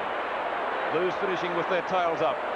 Long kick by Bazasto, an educated one perhaps because it landed about half a metre inside the boundary line, and it will be thrown back into play about 20 metres from the behind post. But the Carlton coach hopes it keeps on raining now at this particular stage of the match, Peter. Yes, I'll go along with that. Knocked down by Landy. Rains looking for and finding Wiley. Ashman to Bazasto. Oh, it's like an ice rink out there. Rioli is legged. No free kick. Yes, it is. Good play by Bazasto, though, and not only that, his whole second half, Bazasto hasn't had a lot of kicks, but the work he's done has been a lot of fine inspiration. Rioli's kicked the centre wing. Jones. Roach. Over to Robert Wiley. Well, it's a high one, doesn't cover much distance. Bartlett in front, knocked away by Harms. Backing up though is Hunter, and well done. Hunter puts the ball out wide. Right centre wing for Carlton, finding Glascott, who's always got pace and seems to be able to get on his own easily. McClure and Dunn. Dunn has the mark, taking it in front of McClure. Almost into the time-on period, in fact we are. Kick towards centre wing. Buckley has the ball, but I don't think it will be his. It's a free kick going Richmond's way and will be taken by the bloodless battered Graham Landy. Not a good day for him. Looks like a loss, a cut eye and a report. Roach on left centre wing. Roach plays on. Jones comes at him. Roach is down, but no free kick downfield. In front, Jessup, the back duel. Plenty flying to this one. Down to Rioli. But a free kick going Richmond's way. Arguably, you could say penalising the side, but David Cloke has the free kick at the 27-minute mark, and he's already kicked 3. Still rain falling as Cloke fires at the scoreboard in goal. What's he done with that one? Hit the post, did it? Yes, it has.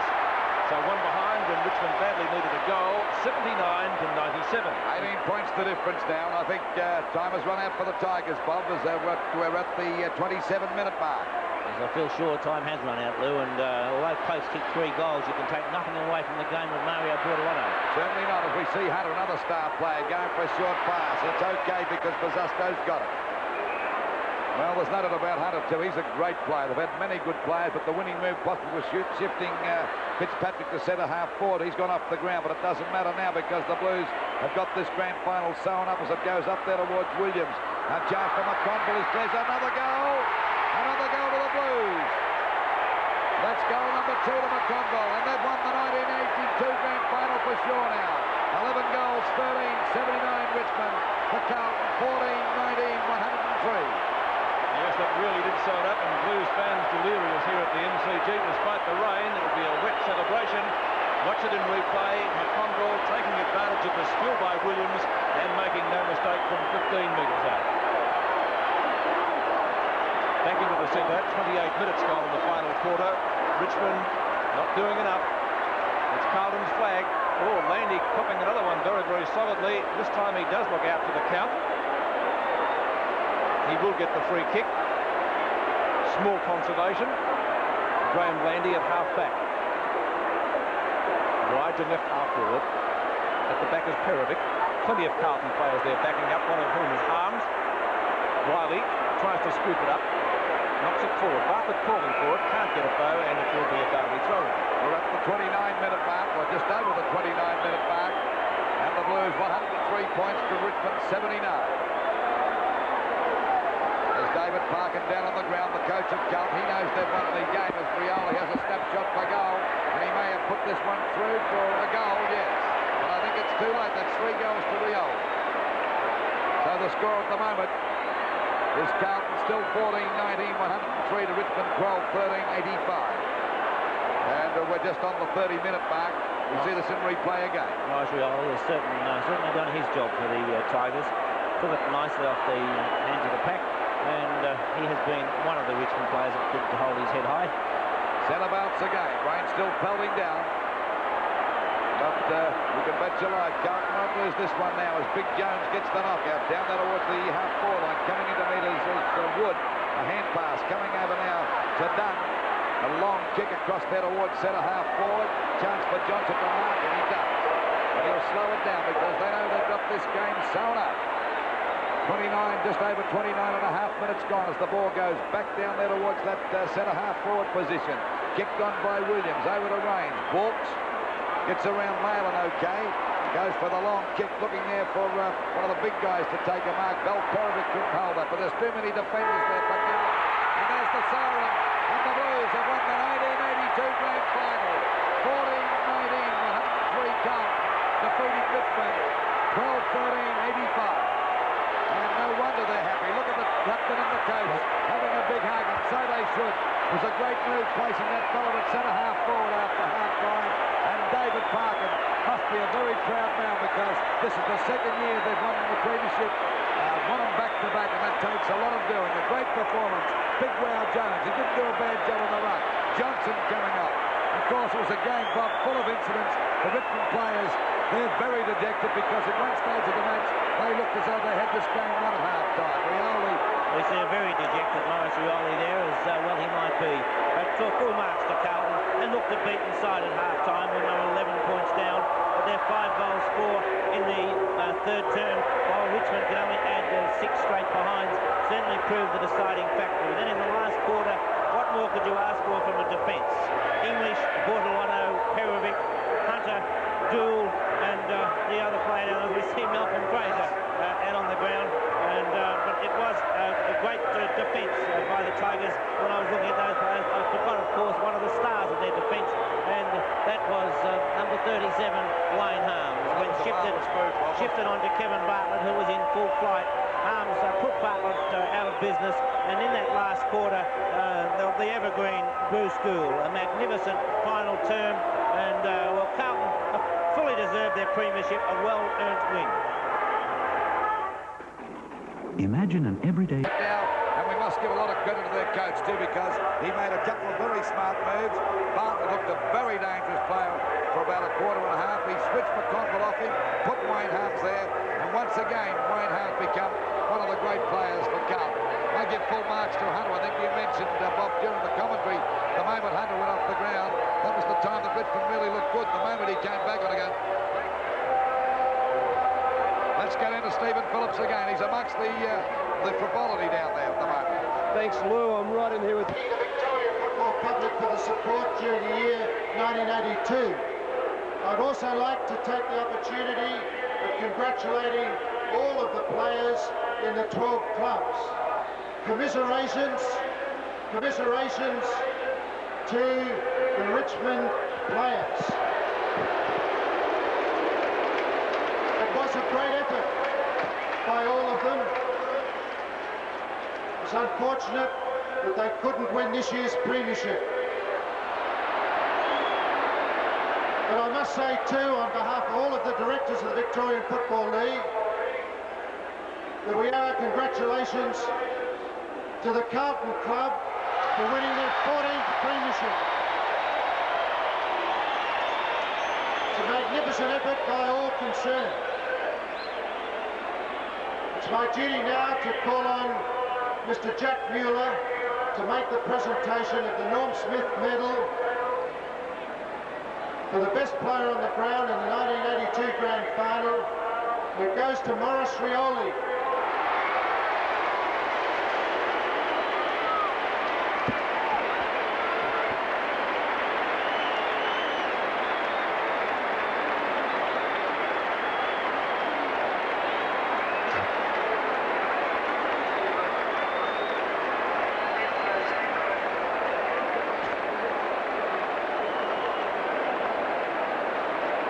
Ladies and gentlemen, His Excellency, the Governor of Victoria, patron of the Victorian Football League, Rear Admiral Sir Brian Murray, will now make the presentation to the Premiership players, the Premiership medallion, and later to the captain of the Carlton Club, the Premiership Cup.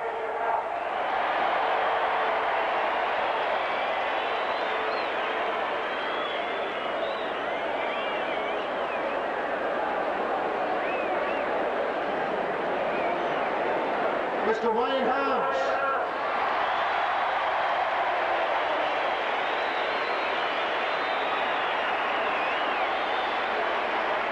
Peter Bozosko.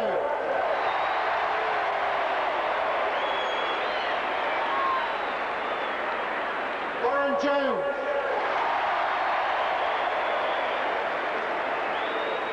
Mark McClure.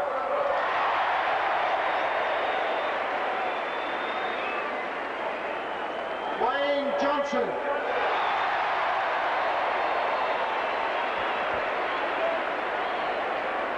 Alex Marcoux.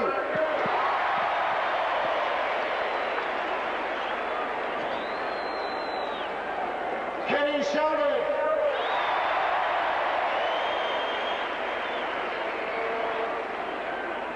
Des English.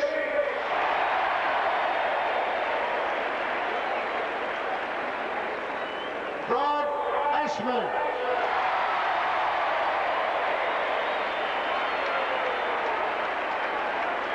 Kenny Hunter.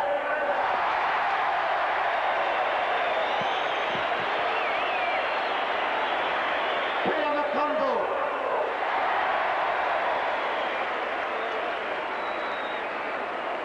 Phil Malin.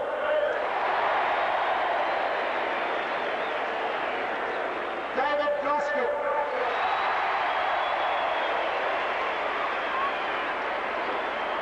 Mario Bordelone. Well, the grand final, Carlton the winners receiving their medals now, but we must say good afternoon to our interstate and overseas viewers, and we certainly hope they've enjoyed this telecast through Channel 7. And of course, Channel 7 viewers will continue with the celebrations here in favour of Carlton. There's the... And as they do, Lou, one of the most popular players in football, and why not? Bruce Dool. Okay, the players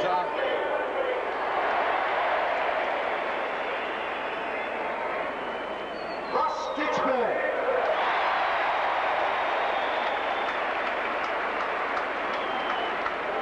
And coach David Parkin.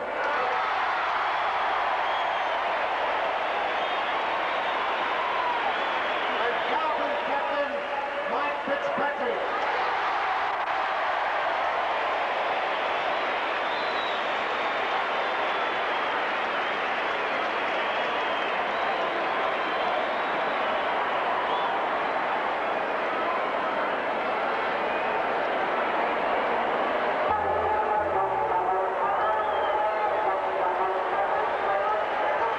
see the Carlton captain receiving the Premiership Cup and holding it up to the crowd, and what a proud moment that must be for him and their coach David Parkin, and not forgetting the players. They've put Bruce Dill there. I was going to say, full marks to Mike Fitzpatrick. He said, no, I'm not going to raise the cup on my own, and ask for Parkin and Bruce Dill to come up with him. And why not? Because Parkin, a wonderful coach. Bruce Dill, well, what more can be said about Bruce Dill? There isn't a superlative that you could possibly think of that isn't justly right about Bruce Dill. A magnificent ambassador for football, a magnificent player. And Bruce Dill, you know, what more can any boy, any fan of the game do but to try and emulate that player, number 11 for Carlton, Bruce Dill. Okay, Carlton won the 1982 Premiership. The final scores, incidentally, if you just tuned into our direct telecast, 14-19, 103 Carlton to Richmond, 12-13, 85. And of course, Bob, they started outsiders. Everyone selected Richmond to win this grand final, but there they are doing their lap of honour. And of course, they've broken Collingwood's record of 13 premierships in a row, which they held with the Magpies to win 14 now. And they're the top of the league ladder as far as premierships concerned, winning 2 in a row. A fine effort by the Carlton side. Yes, Lou, and you know, as they do their lap of honour now, when you say outsiders, they're even greater outsiders.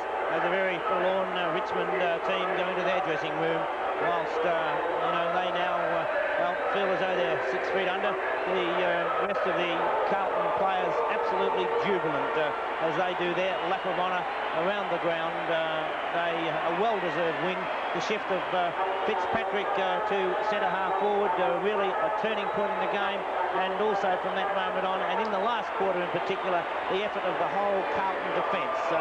You know, en masse, the Carlton side responded to whatever David Parkin may have said at half-time, and each of the Carlton side can justifiably be proud doing that lap of honour. Well, we must say good afternoon to all our viewers right throughout Australia, and we say good afternoon, and the final scores once again, 14-19, 103 Carlton, defeating Richmond 12-13, 85. We'd like to thank all our staff. They've been fantastic. Our camera crew, our director, Al Potter, and our statistician, Paul. They've all done a great job. I think that everyone throughout Australia that's watched this direct telecast would agree with me.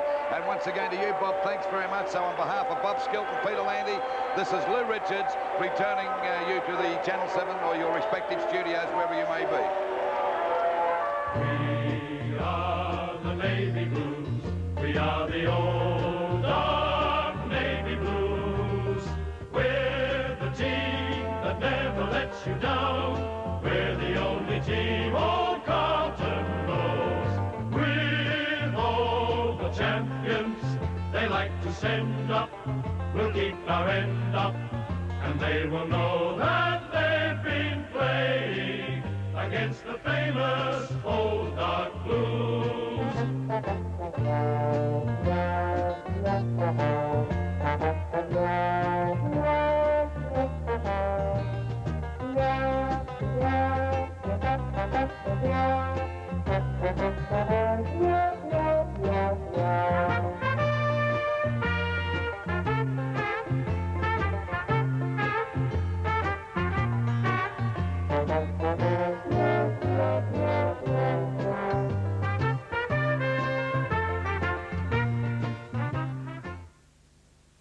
Today's telecast of the 1982 VFL Grand Final was part of the Holden VFL 1982 Premiership season.